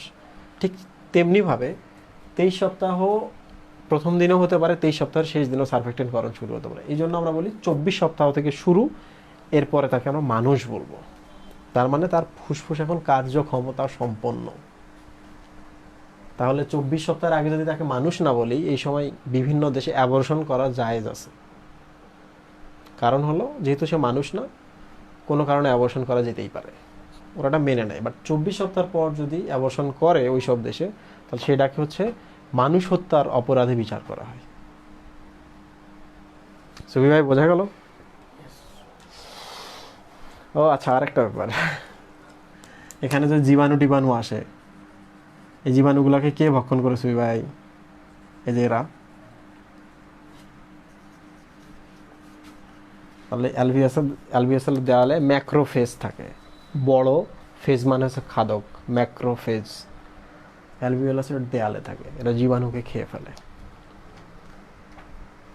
আচ্ছা যাই হোক, আশা করছি এই পর্যন্ত ক্লিয়ার। তোমাদের একটা ব্রেক আমি দিব, 5 মিনিটের ব্রেক, বড় একখান ব্রেক। এরপরে এসে আমরা একটানা পড়বো। তার আগে আমি তোমাদের 4টা প্রশ্ন করে যাচ্ছি, তোমরা 4টা প্রশ্নের আনসার করবা।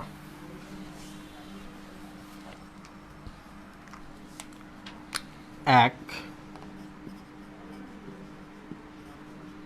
কোয়ানা এপিগ্লোটিস এই দুইটার কাজ কি? 2, ও আচ্ছা একটা মজার ব্যাপার বলি, ট্রাকিয়া এখান থেকে শুরু হয়, এরপর দুই পাশে ব্রঙ্কাস হয়। এই ব্রঙ্কাসগুলো এবং ট্রাকিয়াগুলো হচ্ছে তরুণাস্থি দ্বারা তৈরি, কিন্তু ব্রঙ্কাস যখন পার হয়ে ব্রঙ্কিওলে চলে যায়, ব্রঙ্কিওলা কিন্তু কোনো এরকম বৃত্তাকার তরুণাস্থি থাকে না। ট্রাকিয়া আর ব্রঙ্কাসে থাকে। টিবি, টিউবারকুলোসিস, টিবিতে থাকে তরুণাস্থি, গোলাকার তরুণাস্থি। আচ্ছা, ট্রাকিয়া,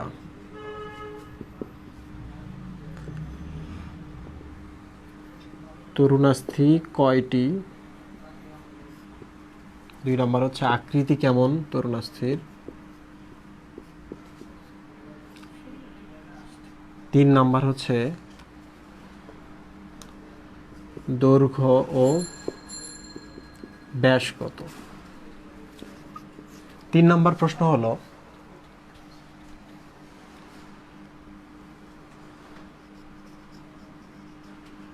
নাসা গহ্বরে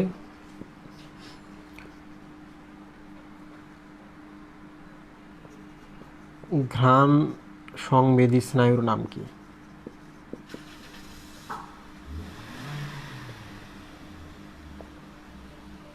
তাহলে এই প্রশ্নগুলো তোমরা আনসার লেখো কমেন্টের মধ্যে। এই স্টপওয়াচ চালু করো 5 মিনিট। যাদের খানা পিনা আছে, ওয়াশরুম আছে, তারা যাও, ফিরে আসো, ঠিক 5 মিনিট মধ্যে ক্লাস শুরু হবে।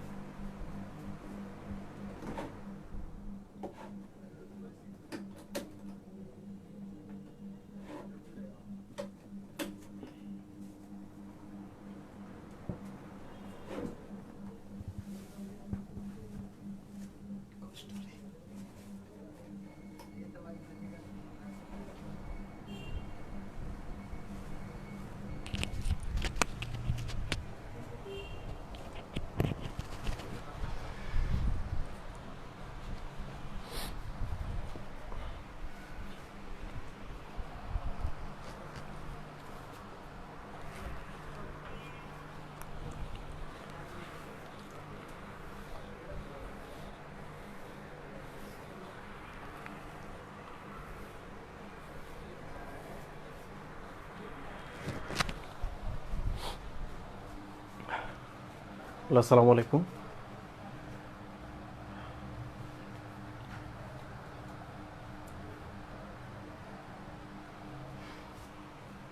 সাদিয়া আফরিন লিখেছো কপাট হিসাবে কাজ করে, 16 থেকে 20টি তরুণ আস্থি, সি আকৃতি, দৈর্ঘ্য 12 সেন্টিমিটার, 2 সেন্টিমিটার ব্যাস, অলফ্যাক্টরি স্নায়ু। ঠিক আছে। জুবাইয়ের ভুল লিখেছো, পাইপের ন্যায় বলে এখানে কোনো কিছু নাই, এই টাইপের কোনো প্রশ্ন করা হয়নি। কাজ কোথাও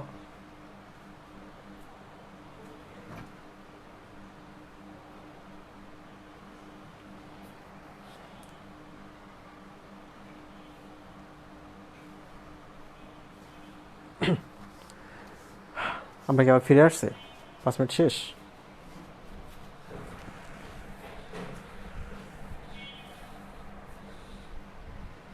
আচ্ছা,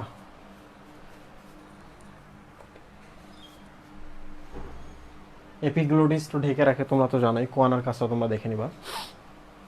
এটা হচ্ছে ল্যারিংসের উপরে ঢাকনি হিসাবে কাজ করে। ট্রাকিয়া, তরুণ আস্থি হচ্ছে 16 থেকে 20টি। আকৃতি কেমন? আকৃতি দিছি।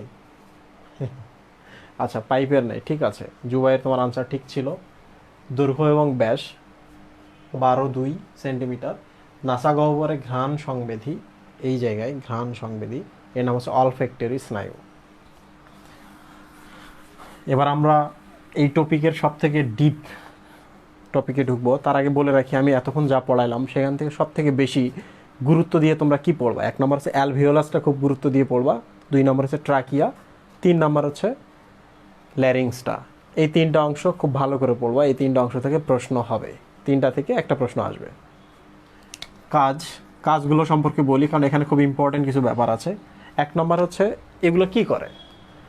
গ্যাসীয় পরিবহন করে, গ্যাস আসছে বের করে দিচ্ছে। 2 নম্বর হচ্ছে শক্তি উৎপন্ন করে। কিভাবে শক্তি উৎপন্ন করে? আরে অক্সিজেনটা তো যায় কোষের ভেতরে, কোষের ভেতরে গেলেই তো গ্লুকোজটাকে ভেঙে শক্তি পাই আমরা, রাইট? এটিপি পাই, এভাবে শক্তি উৎপন্ন করে। আর কি করে? আরেকটা কাজ করে হচ্ছে, এই যে আমি শ্বাস নিচ্ছি, আমি সামনে একটা গ্লাস যদি ধরে রাখি, গ্লাসটা কি হয় সুই ভাই? কুয়াশাতে ভরে যায়। তার মানে কি পানি বের হচ্ছে। তাহলে আমি প্রত্যেকদিন শ্বাস নিচ্ছি, আমার প্রায় হাফ লিটার পানি বের হচ্ছে, 500 ml। এইটা বইয়ের মধ্যে 400 থেকে 600 দেওয়া আছে, এভারেজটা দেওয়া আছে, এইভাবে দেওয়া আছে লিমিটটা তোমাদের বইয়ের মধ্যে। আর কি কাজ করতে পারে? আরেকটা কাজ করতে পারে হচ্ছে ক্লোরোফর্ম, ইথার, এগুলো আমাদের শরীরে উৎপন্ন হয়। ক্লোরোফর্ম আমরা নাকে ধরলে কি হয়? শ্বাস বন্ধ, অজ্ঞান হয়ে যায়, বাট আমাদের শরীরে কিন্তু উৎপন্ন করে ক্লোরোফর্ম, ইথার। তারপর হচ্ছে ক্লোরোফর্ম তৈরি করে, ইথার তৈরি করে, এগুলো হচ্ছে বের হয়ে চলে যায়, কারণ এগুলা পেট্রোলের মতো উদ্বায়ী, বাতাসে মিশে যায়, অ্যামোনিয়া বের করে দেয় এই এই পথে। তো এখানে আরেকটা ইম্পর্টেন্ট কথা হচ্ছে হোমিওস্টেসিস। What is homeostasis?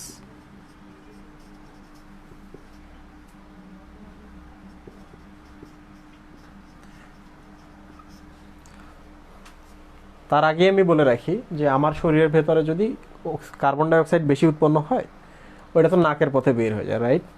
যদি কার্বন ডাইঅক্সাইডটা আমাদের শরীরের মধ্যে আটকে যেত, তাহলে আমাদের শরীরে পানি আছে, পানি যোগ কার্বন ডাইঅক্সাইড উৎপন্ন করতো কার্বনিক অ্যাসিড, অ্যাসিড। তাহলে অ্যাসিড মানে কি? আমাদের শরীরের ভেতরে অ্যাসিড বেড়ে যেত। অ্যাসিড যদি বেড়ে যায়, তার মানে কি? পিএইচটা কমে যায়। পিএইচটা যদি কমে যায়, আমি কিন্তু যাদের মেডিকেল কোর্সে আছো বা একাডেমিক কোর্সেও আছো, তাদের আমি বলেছিলাম যে পিএইচ বাড়লে, পিএইচ কমলে, তাপমাত্রা বাড়লে এনজাইমগুলো কাজ বন্ধ করে দেয়।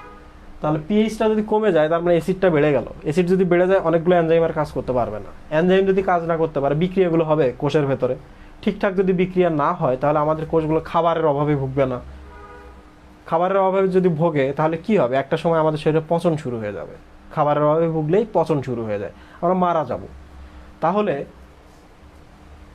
পিএইচ কমা, তারপর এনজাইমের কাজ নষ্ট করার আগে কিন্তু এই জিনিসটা কার্বন ডাইঅক্সাইড, এরা যদি আমরা বের করে দেই শরীর থেকে, তাহলে বেঁচে গেলাম। আবার শরীরে দরকার অক্সিজেন। অক্সিজেনের ঘাটতি হয়েছে, তুমি এরোপ্লেনে ভিজিট করছো, তুমি খনিতে গেছো কিংবা পাহাড়ে উঠছো, অক্সিজেন পাচ্ছ না, তখন কি হয়? আমাদের শ্বাস প্রশ্বাস বেড়ে যায়। তাহলে এই জিনিসটাই তো আমাদের শ্বাস প্রশ্বাসটা বাড়াই অক্সিজেন টেনে আনতেছে, রাইট সুই ভাই? তাহলে আমরা আবার বেঁচে গেলাম। তো ইম্পর্টেন্ট জিনিস হচ্ছে, দেখো স্ট্যাসিস কি জিনিস। স্ট্যাসিস মানে হচ্ছে স্ট্যাটিক, স্ট্যাটিক মানে হচ্ছে স্থির। তোমরা গতি শক্তি এবং স্থির শক্তির কথা জানো, তো স্থির শক্তির নাম হচ্ছে স্ট্যাটিক এনার্জি, স্থির বা স্থিতি।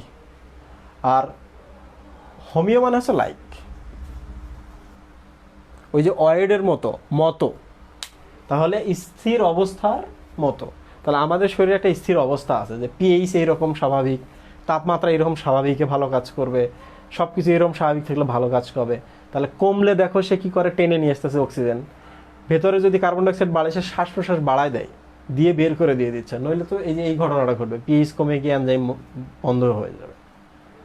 তাহলে এই তন্ত্রটাই তো হচ্ছে সব কিছু স্থির অবস্থায় রেখে দিচ্ছে। তাহলে আমরা এই জন্যই বলি যে আমাদের ফুসফুস কিংবা শ্বাসনালী কিংবা শ্বসন অঙ্গসমূহ হোমিওস্ট্যাসিস বা শরীরের স্থির অবস্থার মতোটা বা স্থির অবস্থা রেখে দিচ্ছে, এই জন্য আমরা বেঁচে আছি। তাহলে হোমিওস্ট্যাসিস মানে কি? শরীরের স্থির অবস্থা, তাই না সুবি ভাই? ঠিক আছে, আশা করি কাজ শেষ। তো এবার আমরা 2-3টা জিনিস পড়বো। একটা হচ্ছে শ্বসনের প্রকারভেদ, অন্ত আর হচ্ছে বহিঃশ্বসন পড়ব। 2 নম্বর পড়ব হচ্ছে শ্বসন কৌশল। 3 নম্বর পড়ব হচ্ছে স্নায়ু প্লাস রাসায়নিক যে উপাদানগুলো আছে এগুলোর প্রভাব। ঠিক আছে, এইটা পড়লে এরপর রোগ পড়লে আমাদের পড়া শেষ আজকে। তো আমি এই টপিকগুলো একটু সহজ করে পড়াতে যাচ্ছি, একটু সময় নিতে চাচ্ছি। তোমরা যাদের ব্রেন এখন ক্লিয়ার আছে তাদের জন্য ভালো, যারা এখনও কমেন্ট করতেছো তো তাদের বুঝতে একটু সমস্যা হতে পারে, তো কমেন্ট করা বন্ধ করে দাও। এই টপিকটা শেষ হলে আমি প্রশ্ন করব।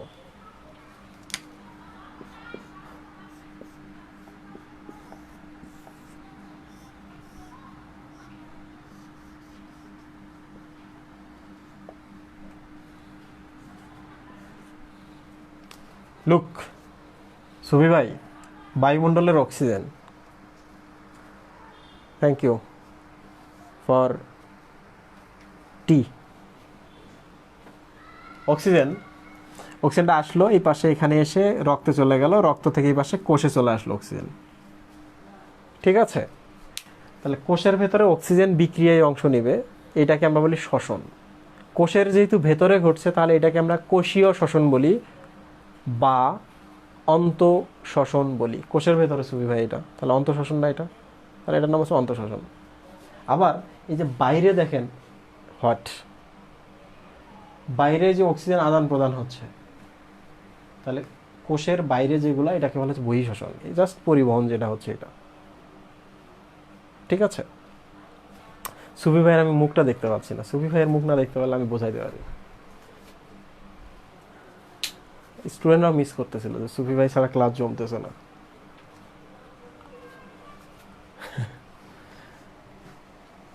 সুবি ভাই কি নারিকেল তেল যে সুবি ভাই সব জমে যায়? আচ্ছা, তাহলে দেখো এখানে কোষের ভেতরে বিক্রিয়া করে এটিপি উৎপন্ন হচ্ছে বা শক্তি উৎপন্ন হচ্ছে। বিক্রিয়া ঘটাইতে গেলে এনজাইম লাগে, তাই না সুবি ভাই? তাহলে কিন্তু আমরা এখন অন্তঃশ্বসন এবং বহিঃশ্বসনের পার্থক্যটা বলতে পারবো।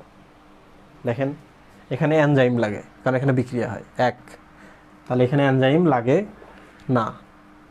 এখানে শক্তি উৎপন্ন হয় অন্তঃশ্বসনে, তাহলে এখানে শক্তি উৎপন্ন হয় না। এটা কোষের ভেতরে ঘটে, এগুলো কোষের বাইরে ঘটে। আবার আরেকটা পার্থক্য, সেটা হলো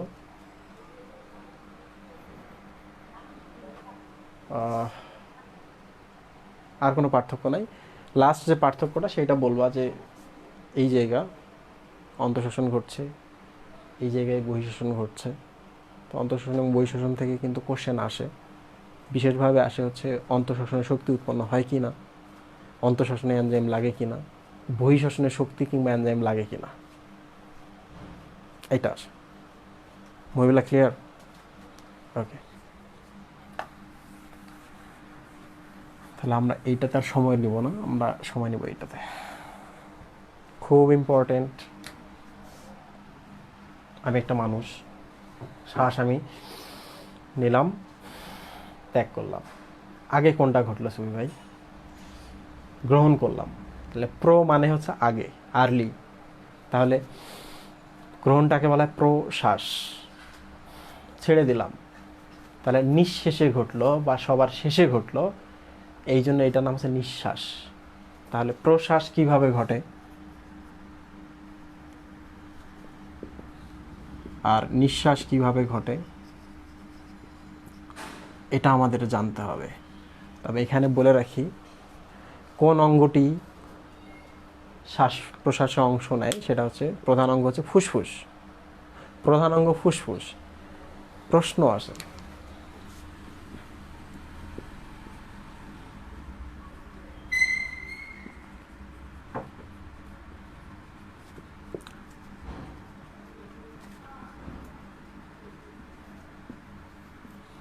শ্বসনের প্রধান পেশির নাম কি?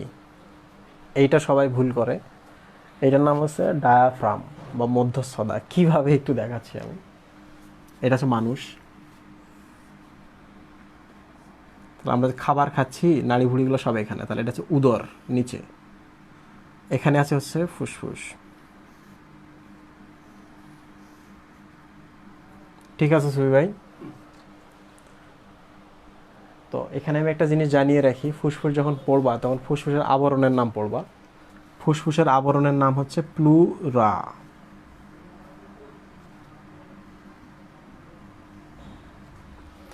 ফুসফুসের আবরণের নাম হচ্ছে প্লুরা। আমি তো বলেছি যে সবসময় আবরণ দুইটা স্তর হয়।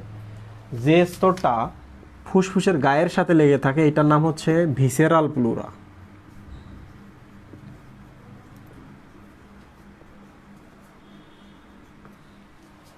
ঠিক আছে? আর পার্শ্ব বরাবর বা পেরিফেরিতে বা প্রান্তে যে প্লুরাটা থাকে, আবরণটা থাকে, এটার নাম হচ্ছে প্যারাইটাল প্লুরা।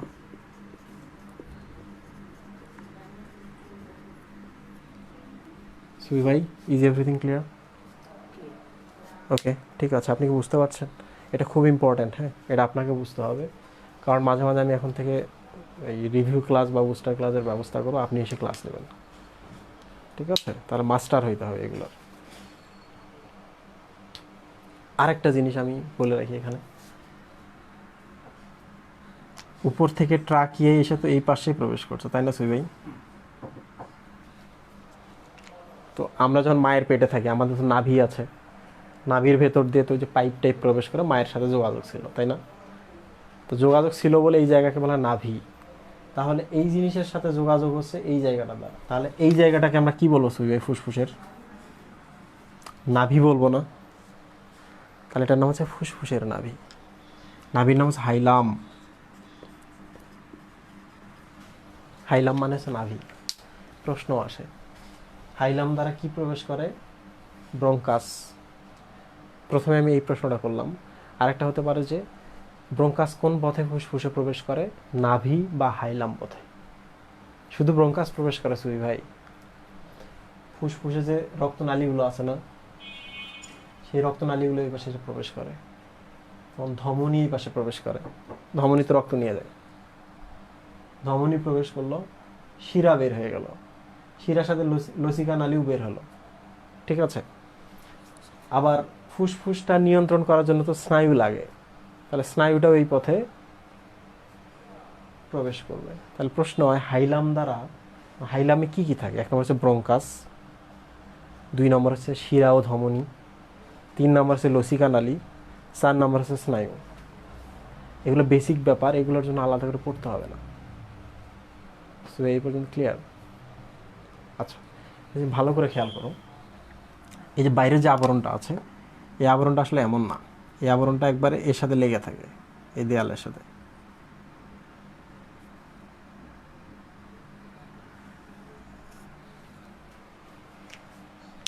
তো এই যে মাঝখানে যে স্পেসটা দেখছো বা ফাঁকা জায়গাটা দেখছো দুইটা স্তরের মাঝখানে, এটাকে বলা হচ্ছে প্লুরাল স্পেস। এইটার ভেতরে একটু তরল পাওয়া যায়, এই তরলটাকে বলা হয় প্লুরাল ফ্লুইড। যদি এখানে তরল না থাকতো, ফুসফুস প্রসারিত হয়, সংকুচিত হয়, এই সময় ঘর্ষণ হতো, আমরা ব্যথা পেতাম। ক্লিয়ার? তার প্লুরাল ফ্লুইড থাকে ওখানে। কি সমস্যা আছে ভাই?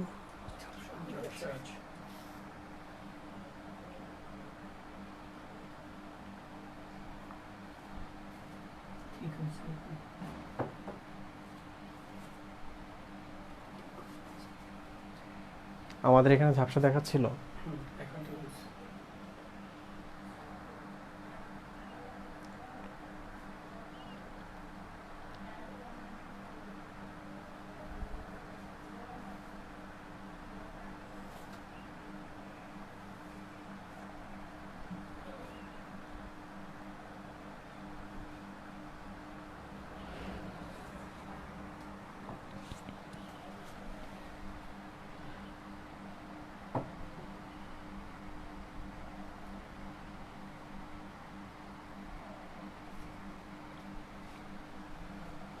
সুই ভাই এই আইডিটা কার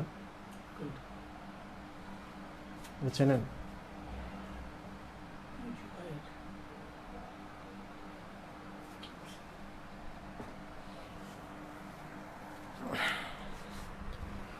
এখন ক্লিয়ার দেখতে পাচ্ছ তোমরা?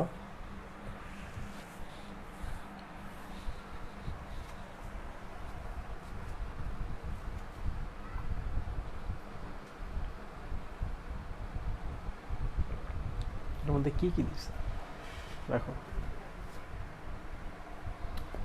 অনেক গাঢ় হয়ে গেছে।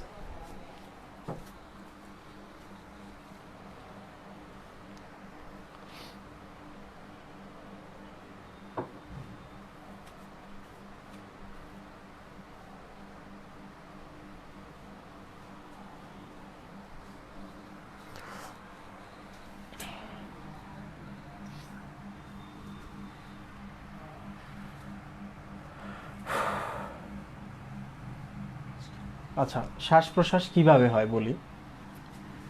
এদিকে বাতাস আছে,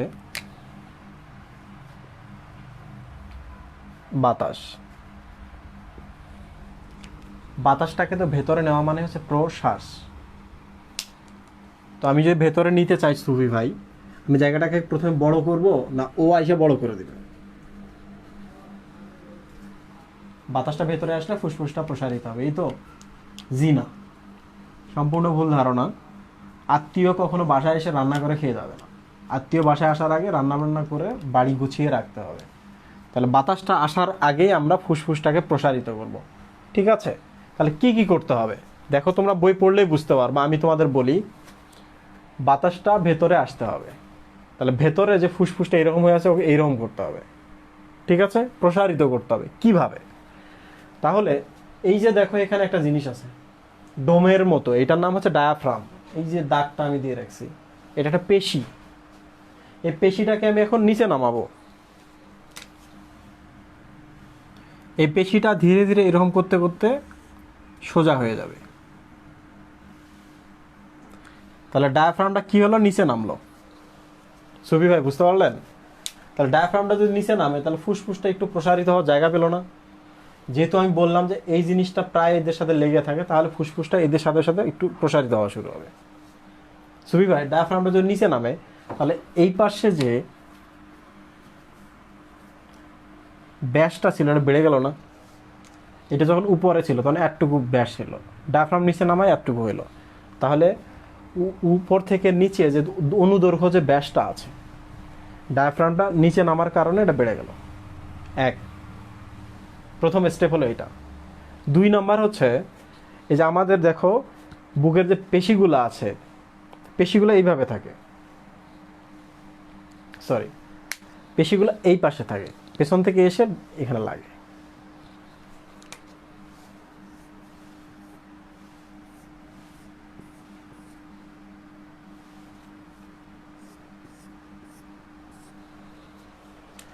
ঠিক আছে?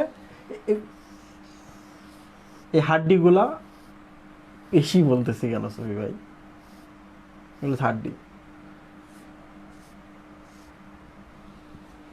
এদের নাম হচ্ছে পরশুকা। তোমরা যেটাকে পাঁজর নামে চেনো, এটার নাম হচ্ছে পরশুকা। তাহলে পরশুকাগুলো এরকম হয়ে আছে বুকের সাথে। এখন সি ক্লোজলি, পরশুকার আরেকটা নাম হচ্ছে কোষ্টি। আজকে গ্রুপের মধ্যে একজন প্রশ্ন করেছিল কোষ্টি। তাহলে এই পরশুকার এই পরশুকার মাঝে এরকম পেশি আছে, এটা নাম হচ্ছে ইন্টার কোষ্টি পেশি, কারণ এই কোষ্টি আর এই কোষ্টির মাঝখানে পেশি আছে। পুরো নাম হচ্ছে ইন্টারকোস্টাল পেশি।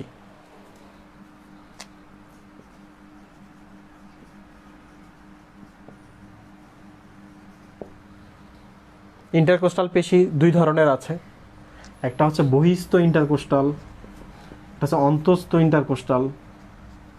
আপাতত অন্তস্থটা জানতে হবে না। বহিস্থ ইন্টারকোস্টাল পেশিটা বুকটাকে একটু প্রসারণ করতে সাহায্য করে, বাইরের দিকে নিয়ে যেতে সাহায্য করে। অন্তস্থটা কি করে, ভেতরের দিকে নিয়ে যায়। তাহলে ওটা হচ্ছে নিঃশ্বাসের সময় আমরা লিখবো, এখন লিখবো না। তাহলে দেখো আমরা একটা পেশি পেলাম এখানে, ইন্টারকোস্টাল পেশি, ইন্টারকোস্টাল পেশি, আর একটা এই যে এখানে ডায়াফ্রাম পেশি। আচ্ছা, যদি এমন হয় ইন্টারকোস্টাল পেশিটা সংকুচিত হয়, কাজ করা মানেই পেশির ক্ষেত্রে সংকোচন হওয়া। পেশি যখন শিথিল হয় মানে প্রসারণ হয়, এটা কোনো কাজ না। পেশিকে ছেড়ে দিলে এরকম হয়ে থাকবে। পেশির যদি তুমি পেশির ভেতরে ইলেকট্রিসিটি দাও, তাহলে পেশিটা সংকুচিত হবে, কাজের সময় পেশি সংকুচিত হয়।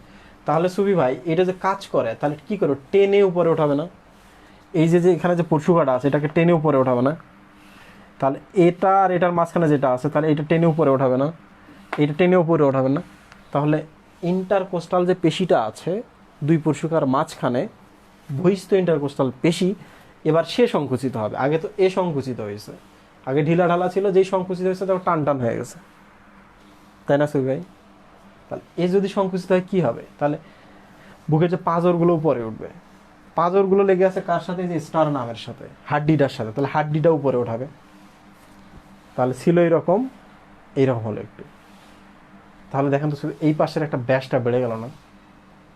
অগ্র পশ্চাৎ যে ব্যাসটা ছিল, আগে ছিল ধরা যাক এইরকম, যখন আমি পেশিগুলো সংকোচন করা শুরু করলাম তাহলে সে একটু উপরে উঠলো, সামনের দিকে গেল।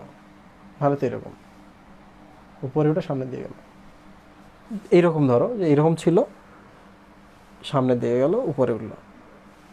তাহলে দেখেন যে স্টারনামটা একটু সামনের দিকেও গেল, পরশুকাগুলো একটু উপরে উঠলো। ওঠার পরে কি হলো, আগে এরকম ছিল, এখন তো সামনের দিকে একটু সামনে গেছে। তাহলে এই পার্শ্বে যে ব্যাসটা আছে, ব্যাসটা আগে এই পর্যন্ত ছিল, যখন এটা উপরে উঠে গেল তখন ব্যাসটা আরেকটু বেড়ে গেল, তাই না সুবি ভাই? তাহলে বক্ষ যে পুরোটা আছে একটু বড় হলো না সামনে পেছনে, লুক। তাহলে বক্ষটা হচ্ছে উপর নিচে বাড়লো, কারণ ডায়াফ্রাম সংকুচিত হয়েছে। ইন্টারকোস্টাল পেশি যখন সংকুচিত তখন সামনে পেছনে বাড়ে, পাশাপাশি এই পাশেও একটু বাড়ে। তাহলে পুরোটাই যদি বেড়ে যায়, এটা এদিকে যায়, এটা নিচে নেমে গেল, বিশাল একটা ফাঁকা জায়গা তৈরি হলো না সুবি ভাই? তখন কি হবে, ভেতরে নিম্নচাপ তৈরি হবে না? বাতাস কম জায়গার তুলনায়, তখন বাতাস ছুটে চলে আসবে। এবার বুঝলেন কিভাবে প্রশ্বাস হয়? তাহলে বাতাস আগে আসে না, আগে জায়গা তৈরি করতে হয়। তাহলে দুটো জিনিস মনে রাখবা, ডায়াফ্রাম পেশি সংকুচিত হলে সে নিচে নামে, এই যে এখানে আসছে। বহিস্থ ইন্টারকোস্টাল পেশি যদি সংকুচিত হয়, পরশুকাগুলো উপরে ওঠে, স্টারনামটাও একটু উপরে এবং সম্মুখের দিকে যায়, নিচ থেকে উপরে এবং সম্মুখের দিকে যায়। এই যদি নিচে নামে, অনুদৈর্ঘ্য ব্যাস বাড়ে বুকের। এই যদি নিচ থেকে উপরে ওঠে একটু সামনের দিকে যায়, তাহলে অগ্রপশ্চাৎ এবং পার্শ্বীয় ব্যাসটা বাড়ে। তো ফুসফুসের ভেতরে নিম্নচাপ তৈরি হয়, পুরার ভেতরে নিম্নচাপ তৈরি হয়, তখন বাতাস চলে আসে। এখন যদি আমি বলি প্রশ্বাসে কি ঘটে সুবি ভাই, তাহলে প্রশ্বাসে হচ্ছে এখানে আরেকটা পেশি আছে, ওটার নাম হচ্ছে অন্তস্থ ইন্টারকোস্টাল পেশি। সে সংকুচিত নামায়, তার মানে আগে একটু এরম ছিল, এখন আবার নেমে গেল। এ তো এখন টান টান হয়ে আছে, কারেন্ট শেষ, এখন সে আবার আগের মতো হয়ে যাবে, উপরে উঠবে, এখানে চলে যাবে। এই পাশেও চাপ খেলাম, উপর নিচে চাপ খেলাম, তাহলে ভেতরে এখন চাপ বাড়লো না, এখানে বাতাসগুলো ভেতরে থাকতে পারবে, বাতাসগুলো বাইরে চলে যাবে, নিঃশ্বাস হয়ে গেল। তাহলে একটা জিনিস খেয়াল করো, পেশি যখন কাজ করে, সক্রিয় বা সংকুচিত হয়, তখন কিন্তু বাতাস প্রবেশ করে, প্রশ্বাস হয়। বাট পেশির কাজ তো, যদি কারেন্ট টেনে নাও, বের করে নাও পেশির ভেতর থেকে, পেশিগুলো তখন কি হবে, প্রসারিত হবে বা আগের অবস্থায় ফিরে যাবে। ওরে কারেন্ট না দিলে সে আগের অবস্থায় ফিরে যাবে, এর জন্য কিছু করা লাগে না জোরাজোরি, তাহলে এটা একটা নিষ্ক্রিয় প্রক্রিয়া। ও যখন নিচে নামছে সংকুচিত হয়ে কারেন্ট দেওয়া লাগছে, ও যখন উপরে গেছে তার মানে কারেন্ট দেওয়া তুলে নিছি বলে উপরে চলে গেছে। তাহলে আগেরটা কি ছিল অ্যাক্টিভ, পরে যখন উপরে গেল বা প্রসারিত হলো এটা হচ্ছে প্যাসিভ। কিছু বোঝা গেল ছবি ভাই? আর ছবি ভাই যদি বোঝে, আমি ধারণা করছি তোমরা বুঝতে পারছো, তাহলে এখান থেকে নিঃশ্বাস এবং প্রশ্বাস দুইটার পার্থক্য পড়তে হবে। কাদের ক্ষেত্রে কোনটা সংকুচিত হচ্ছে, কোন ব্যাস বাড়ছে, কাদের ক্ষেত্রে কোনটা প্রসারিত, কোন ব্যাস বাড়ছে। প্রশ্বাস যেমন সক্রিয় প্রক্রিয়া, নিঃশ্বাস হচ্ছে নিষ্ক্রিয় প্রক্রিয়া। ডায়াফ্রাম কি হয়, ইন্টারকোস্টাল পেশি কি হয়, এগুলো পড়তে হবে। এগুলো যদি তোমরা দেখো তোমাদের ক্লিয়ার হয়ে যাবে। তাহলে আমরা শ্বসন কৌশলটা পড়ে ফেলছি। সুই ভাই আজকে কি এলোমেলো হয়ে গেছে সব কিছু? হ্যাঁ, কোনো এলোমেলো কিছু লাগতেছে তোমার মধ্যে? আমি কোনো ইন্টারেস্ট পাচ্ছি না। তোমার কি সব কঠিন লাগছে? আচ্ছা দেখি এদের কি প্রশ্ন আছে, এরা কি বলছে।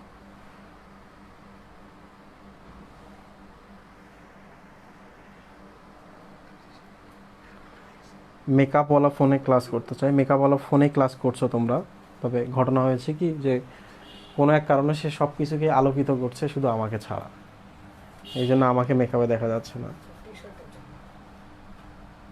মানে আমার টি শার্টটা বেশি ব্রাইট হয়ে গেছে আমার থেকেও। আচ্ছা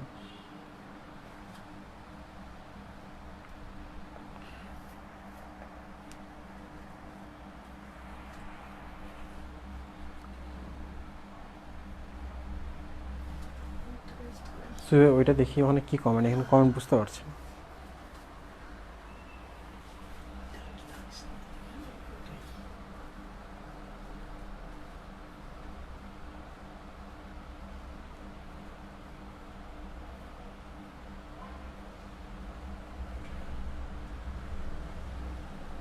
মোহাম্মদ রাহাত, এখন পর্যন্ত নডিউল নিয়ে থেমে আছো তুমি। তুমি অনেকবার প্রশ্নটা করেছো। নোড মানে হচ্ছে উঁচু জায়গা, নোড মানে হচ্ছে উঁচু জায়গা, বা হচ্ছে ধরা যাক একটা গোলগাল কিছু একটা। নডিউল মানে খুব ছোট ছোট। তাহলে মটর দানার মতো ছোট ছোট কোনো কিছু যদি আমরা পাই এখানে, আমরা এগুলোকে বলতে পারি নডিউল, টিউমারের মতো।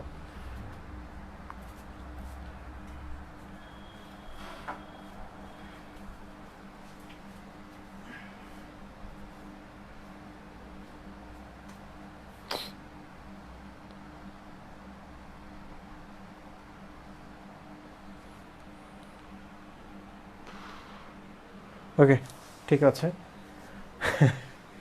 এবার স্নায়বিক এবং রাসায়নিক ব্যাপার পড়াবো, এটা খুব ইম্পর্টেন্ট। সুবি ভাই, এটা খুব ইম্পর্টেন্ট। তাহলে আমি এটা পড়ানো শুরু করি। এক, ধরা যাক এটা হচ্ছে ফুসফুস, এটা হচ্ছে ফুসফুস, ঠিক আছে সুই ভাই? ধরা যাক এটা হচ্ছে ডায়াফ্রাম, আর এটা হচ্ছে ইন্টারকোস্টাল পেশিগুলা, মানে বুকের চারপাশে যে এইগুলা পেশিগুলা, ঠিক আছে? ধরা যাক এটা হচ্ছে মাথা, মাথার কোন অংশ? ধরা যাক মেডুলা অবলঙ্গাটা, মেডুলা। তাহলে মেডুলাতে আমরা দুইটা অংশ ধরি, একটা হচ্ছে উপরের অংশ আর একটা নিচের অংশ। প্রশ্বাস, প্র মানে আগে, তাহলে নিচ থেকে তো মানুষ উপরে হয়, রাইট? তাহলে এইটা হচ্ছে মেডুলার নিচের অংশ বা অঙ্কীয় বা বুকের অংশ, নিচের দিকটা হচ্ছে বুক, অঙ্কীয় অংশ। এটা হচ্ছে প্রশ্বাসের কেন্দ্র, বইয়ের মধ্যে দেওয়া আছে, এটা অনেকেই বোঝো না, আমি দেখাই দিচ্ছি। আর উপরে যেটা, এটা হচ্ছে নিঃশ্বাস কেন্দ্র, পৃষ্ঠীয় এবং পার্শ্বীয় অংশটুকু, এটা হচ্ছে নিঃশ্বাস, রাইট? তো এখন সবার উপরে, মেডুলার উপরেও আছে কি? সেরেব্রাম।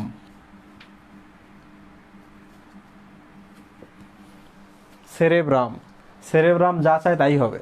দেখবা তোমরা বইয়ের মধ্যে লেখা আছে ঐচ্ছিক পেশির কার্যকলাপ নিয়ন্ত্রণ করে সেরেব্রাম। সেরেব্রামের কথা আপাতত ভুলে যাও, মনে রাখো এটা মেডুলা। মেডুলা এখন কিভাবে শ্বাস নিয়ন্ত্রণ করছে? আমি যখন পাইলট কোর্স করিয়েছি তখন বলেছিলাম যে যত তন্ত্র আছে সব তন্ত্রকে নিয়ন্ত্রণ করে মেডুলা। যেহেতু এটা হচ্ছে শ্বসনতন্ত্র, তাহলে এটাকেও নিয়ন্ত্রণ করবে মেডুলা। ঠিক আছে, এই পর্যন্ত শেষ। তো এখন কোনো এক কারণে এইটা একটু বড় করতে হবে, এইটা একটু নিচে নামাতে হবে, তাহলে ফুসফুসটা আকারে জায়গা পাবে, তাহলে বাতাস ঢুকবে। ঠিক আছে, তাহলে এখন আমরা কি পড়বো? প্রশ্বাস, রাইট সুবি ভাই? তাহলে এই জিনিসটার নাম হচ্ছে মেডুলা।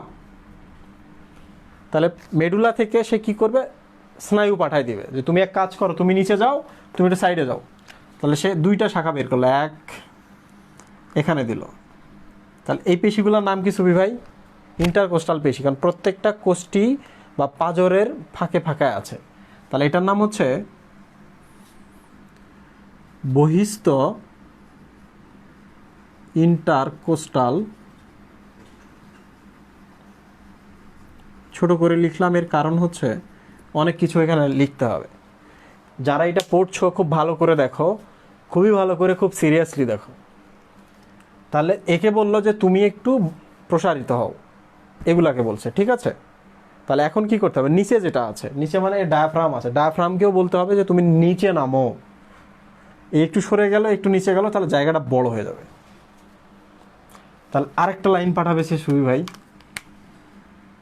প্রশ্বাসের ওখান থেকে আরেকটা শাখা আসলো এই জায়গায় ডায়াফ্রামে। তাহলে এটার নাম হচ্ছে ফ্রেনিক স্নায়ু।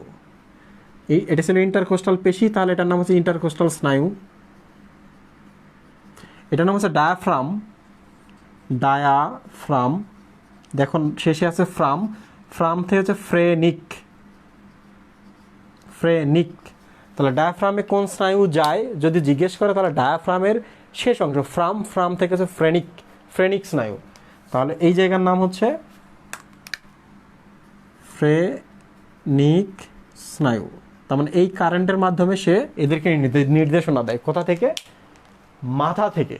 মাথার কোন অংশ থেকে? মেডুলা অবলঙ্গাটা থেকে বা মেডুলা থেকে। কোন জায়গায় গেল?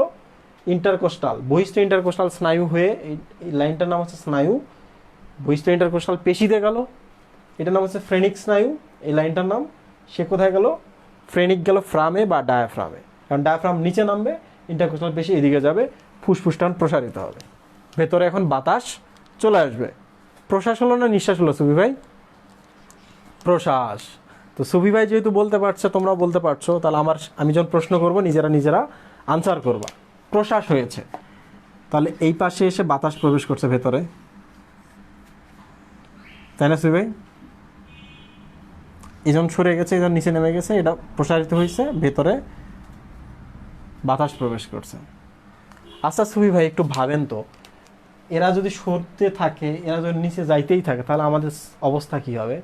পটকা মাছের মতো একবার এরকম ফুলে যাব, ফটকার ফেটে যাব, কেমন হবে মহিবুল্লাহ?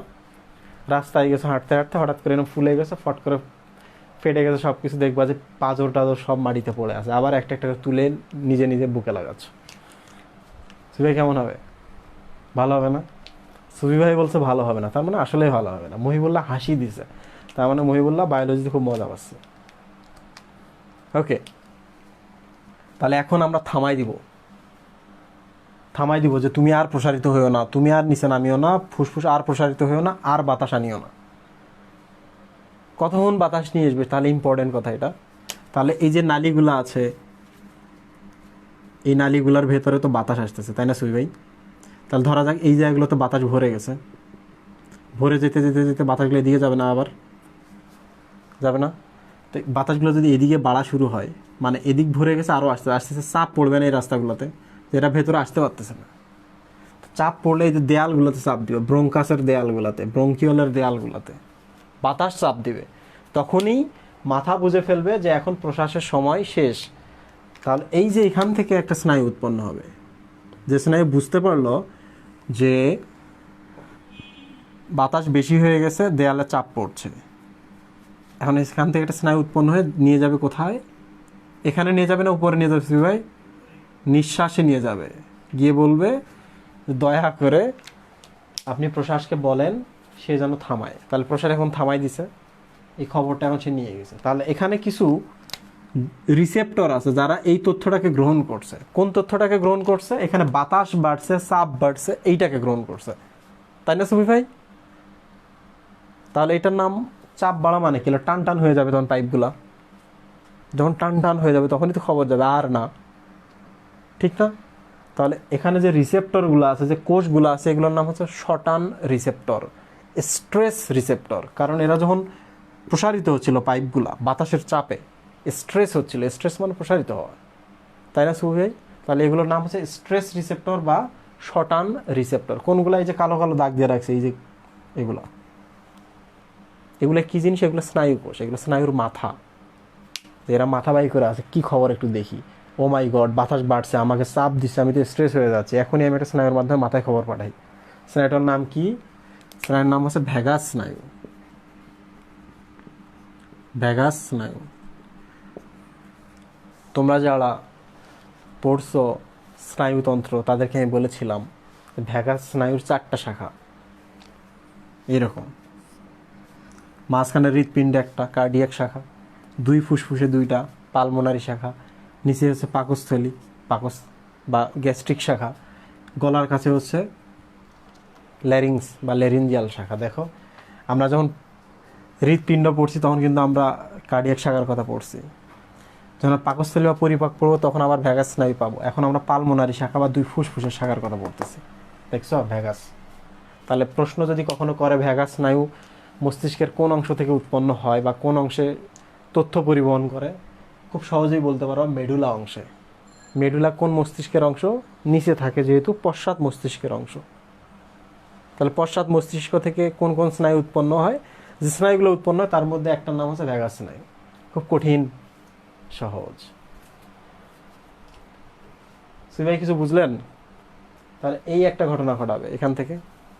আর একটা ঘটনা, সেটা হচ্ছে দেখো, আমি তো বলেছিলাম যে এখানে বহিস্থ ইন্টারকোস্টাল পেশিও আছে, এখানে অন্তস্থ ইন্টারকোস্টাল পেশিও আছে। বহিস্থগুলো কি করে? টেনে বড় করে। তাহলে অন্তস্থগুলো কি করে ভাই? ভেতরে নিয়ে যাবে। তাহলে এই নিঃশ্বাসের লাইন থেকে আরও একটা লাইন আছে এখানে, এ তো খবর নিয়ে গেছে। এখন কি করবে? এই যে এখানে গিয়ে বলবে যে তুমি একটু ভেতরে ঢোকো, একে বলতেছে তুমি ভেতরে যাও। আর আরেকটা জিনিস দেখো, ডায়াফ্রামে যে স্নায়ুটা আসছিল নিচে নামাইছিল, যখন এই পাশে ভ্যাগাস স্নায়ু খবর নিয়ে গেছে তখন এসে কাজ বন্ধ করে দিছে। তাহলে ডায়াফ্রামের এই স্নায়ুর কারেন্ট আসা বন্ধ। কারেন্ট আসা যদি বন্ধ হয় এমনিতে সে উপরে যাবে। আবার এই যে এখানে একটা লাইন আসছে এখান থেকে, অন্তঃস্থ ইন্টারকোস্টাল পেশি, তাহলে এটা ভেতরে যাবে। এই যদি উপরে যায়, এই যদি ভেতরে যায়, তাহলে কি হবে? ভেতরে বাতাসগুলো সব বাইরে চলে যাবে, তাই না সুই ভাই? কি হলো এখন? নিঃশ্বাস। তাহলে নিঃশ্বাস প্রশ্বাস এটা শুধু যে মাথায় এটা নিয়ন্ত্রণ করা তা না, কিন্তু শ্বাস প্রশ্বাস আমরা নিজেরাও নিয়ন্ত্রণ করতে পারি কিছুটা। এর কাজ হচ্ছে, মেডুলার কাজ হচ্ছে ছন্দ এবং একটু গভীরতা নিয়ন্ত্রণ করা। এই যে প্রত্যেক মিনিটে আমরা প্রায় কত 14 থেকে 18 বা 16 থেকে 18 বার আমরা শ্বাস প্রশ্বাস নিচ্ছি। বইতে সংখ্যাটা লেখা আছে, দেখে নিবা। এটা কিন্তু স্বাভাবিক অবস্থায়। আবার যদি আমরা দৌড়াই, শ্বাস প্রশ্বাস বাড়বে না, কারণ আমাদের পেশির তখন খাবারের দরকার বেশি, অক্সিজেনের দরকার বেশি। আবার যদি আমি গান গাই, লম্বা যদি একটা টান ধরে ক্লাসিক্যাল গানে, তাহলে শ্বাস আটকায় রাখা লাগবে। বের করছি একটা গান অনেকক্ষণ ধরে, তাহলে ঐচ্ছিকভাবেও মাঝে মাঝে এই কাজটা করা যায়, ঠিক আছে? আর একটা ব্যাপার বলি, কোনো কারণে যদি এমন হয় যে রক্তনালীর ভেতরে কার্বন ডাইঅক্সাইড বেড়ে গেছে, আমরা তো জানি যে রক্তনালীতে কি আছে, ওই যে ব্যারো রিসেপ্টর পড়াইছিলাম তোমাদের, যারা এটা বোঝো নাই তারা এখন ব্যারো রিসেপ্টরটা পড়ে নিবা। এই রক্ত সংবহন তন্ত্রে যেমন রক্ত সংবহন পড়িয়েছিলাম, ওই লেকচারের মধ্যে আছে। তো ব্যারো রিসেপ্টরের মতো ক্যামো রিসেপ্টরও থাকে। এরা থাকে হচ্ছে আর্টস অফ অ্যাওর্টা এবং ক্যারোটিড আর্টারি, এই যে এখানে ক্যারোটিড ধমনীতে। তাহলে রক্তের ভেতরে যদি কার্বন ডাইঅক্সাইড পরিমাণ বাড়ে সুফি ভাই, এই খবরটা এখান থেকে মাথায় যায়, মাথা আবার এখানে পাঠায়, বলে এখন শ্বাস প্রশ্বাস বেশি করে নাও। এইভাবেই পাঠায়, এইভাবে।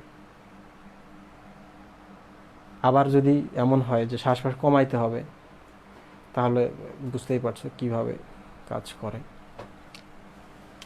তো কার্বন ডাইঅক্সাইড যদি বাতাসে কখনো এমন হয় অল্প একটু বেড়ে গেছে, অল্প একটু 0.25% বেড়ে গেছে, তাহলে কিন্তু আমাদের শ্বাসকষ্ট শুরু হয়ে যায়। আমাদের শ্বাস প্রশ্বাস দ্বিগুণ হয়ে যায়, বায়ুমণ্ডলে কার্বন ডাইঅক্সাইড বেশি আসছে। আবার যদি এমন হয়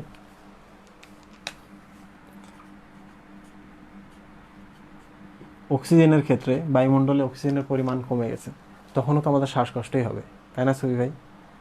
কার্বন ডাইঅক্সাইড বাড়লে শ্বাসকষ্ট হয়, অল্প 0.25% বাড়লেই শ্বাসকষ্ট হয়। আর অক্সিজেন দেখেন 20% থেকে যখন 5%-এ নেমে আসে তখন আমাদের শ্বাসকষ্ট হয়, তাই না? তো যাদের শ্বাসকষ্ট, যাদের অ্যাজমা আছে, তাদের প্লেন ভ্রমণ, পাহাড়ে যাওয়া কিংবা খনিতে নামা একটু কষ্টকর, কারণ ওখানে গেলে এমনিতেই অক্সিজেনের পরিমাণ কম, শ্বাসকষ্ট এমনি বেশি হবে। আর আগে থেকে শ্বাসকষ্ট থাকলে খবর আছে, তারা সাবধান। তো আমি যেটা পড়ালাম এটা পড়ে ফেলবো, ঠিক আছে? সবাই বুঝছেন কিছু এখানে? আচ্ছা, প্রধান জিনিসটা বুঝলেই হলো, বাকি জিনিসগুলো পড়লেই বোঝা যায়। আর আমার স্টুডেন্টরা এরা এরা আগে থেকেই ট্যালেন্ট, এদের অল্প একটু পড়লেই বোঝে। শেষ করে দেব, ক্লাস শেষ? কি বলেন, এদের চ্যাপ্টার শেষ করে দেওয়া লাগবে আজকে।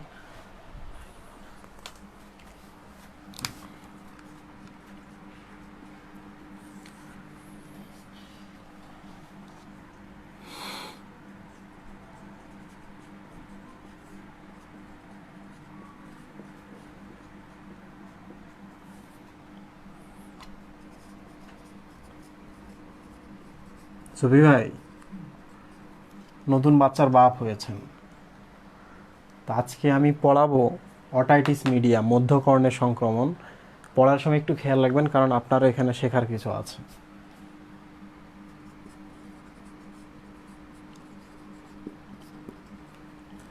এই যারা অনলাইনে আছো তারা কি কিছু বুঝতে পারতেছো? একটু কমেন্টে বলো তো। বোরিং হচ্ছে ব্যাপারটা, মেকানিজম তো এখানে। আর পুরো চ্যাপ্টার আমরা যেটা আজকে শেষ করছি। নেতিবাচক প্রতিফল বা নেগেটিভ ফিডব্যাক কি? নেগেটিভ ফিডব্যাক মানে হচ্ছে না বোধক, শ্বাস নিচ্ছি, নিতে নিতে এখন কি করছে, শ্বাস থামাও, নেগেটিভ ফিডব্যাক পাঠাচ্ছে এটা। শ্বাস নিচ্ছি, বাড়তেছে, তাহলে এই খবরটা এখানে চলে গেছে। ও যদি আইসা আবার বাড়ায় দেয়, ও যদি আবার খবর পাঠায় তাহলে আরও নাও, তাহলে এটা হচ্ছে পজিটিভ ফিডব্যাক, মানে কোনো একটা জিনিস বাড়া আছে আবার বাড়ায় দিচ্ছে। তো যখনই আমরা প্রশ্বাস বেশি বেশি নিচ্ছি তখনই তো খবরটা ভ্যাগাস স্নায়ুর মাধ্যমে চলে গেল, গেল না? গেল কিনা সুই ভাই?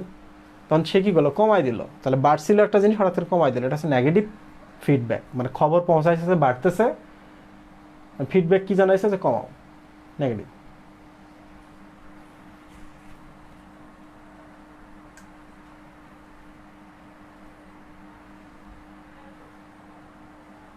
সুবি ভাই, এই লেখাগুলো একটু ফোকাস করেন। লেখা তো ফোকাসই আছে, সবই তো দেখা যাচ্ছে, এই যে সব দেখা যাচ্ছে। সুবি ভাইয়ের ফোন এটা।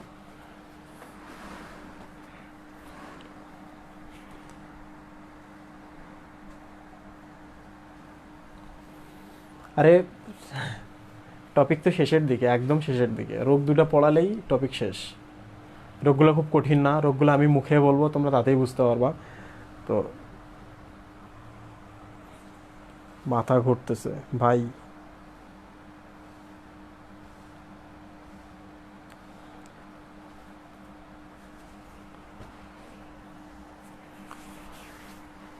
সুইভাই ওরা রুটিন চাইছে, আর ওদের মধ্যে একটা অস্থিরতা কাজ করতেছিল যে চ্যাপ্টার নাকি হয় নাই। তো এই জিনিসটা আমার আসলে নিজেরই খারাপ লাগছে, যে এরা ভাবতেছিল যে এদের অনেক চ্যাপ্টার এতদিনে পড়ানো হওয়া উচিত ছিল। তো এটা খুবই একটা লেম লজিক যে তোমরা চাও আসলে অনেকগুলো চ্যাপ্টার পড়তে। যদি এমন কখনো সুযোগ হতো, আমি যদি আমার ফ্যামিলিকে বলতে পারতাম, আমার ফ্যামিলি কোনো ছোটো ভাই কোচিংয়ে আছে, ও যদি আমাকে জিজ্ঞেস করতো ভাই কী করবো, 24টা চ্যাপ্টার পড়ে ফেলবো না 10টা চ্যাপ্টার, তখন আমি বলতাম ভালো করে 10টা চ্যাপ্টার পড়ো, আমি তো তোমাদের সব চ্যাপ্টারই পড়াবো। তোমরা এতটাই অস্থির হয়ে গেছো যে তোমাদের এই অস্থিরতা তোমাদের গার্ডিয়ান পর্যন্ত পৌঁছে গেছে। গার্ডিয়ানরাও আমাদের ফোন দিচ্ছিল টেনশন করে। তো স্বাভাবিকভাবে বুঝতে পারছো এখন আমি কি পড়াবো, এখন আমি বেশি বেশি ক্লাস নেবো, বেশিক্ষণ পড়াবো, বেশি বেশি এক্সাম দেবো। তো আলটিমেটলি তো গার্ডিয়ানরা এটাই পছন্দ করে। মহিবুল্লাহ কি বলো শ্রী ভাই? না, ওরা যা চাইছে আমি তো তাই করছি, ওদের কথা শুনতে হবে না। কোর্সটা কে শেষ করবে? তুমি? শ্রী ভাই, আপনারা একদিন ক্লাস নেন, সামনে সোমবারে। এই তোমরা কি লাইনে আছো কিনা তোমরা একটু বলো, লাইনে আছো একটুকু বললে হবে, এরপর আমি বাকি অংশটুকু পড়াবো।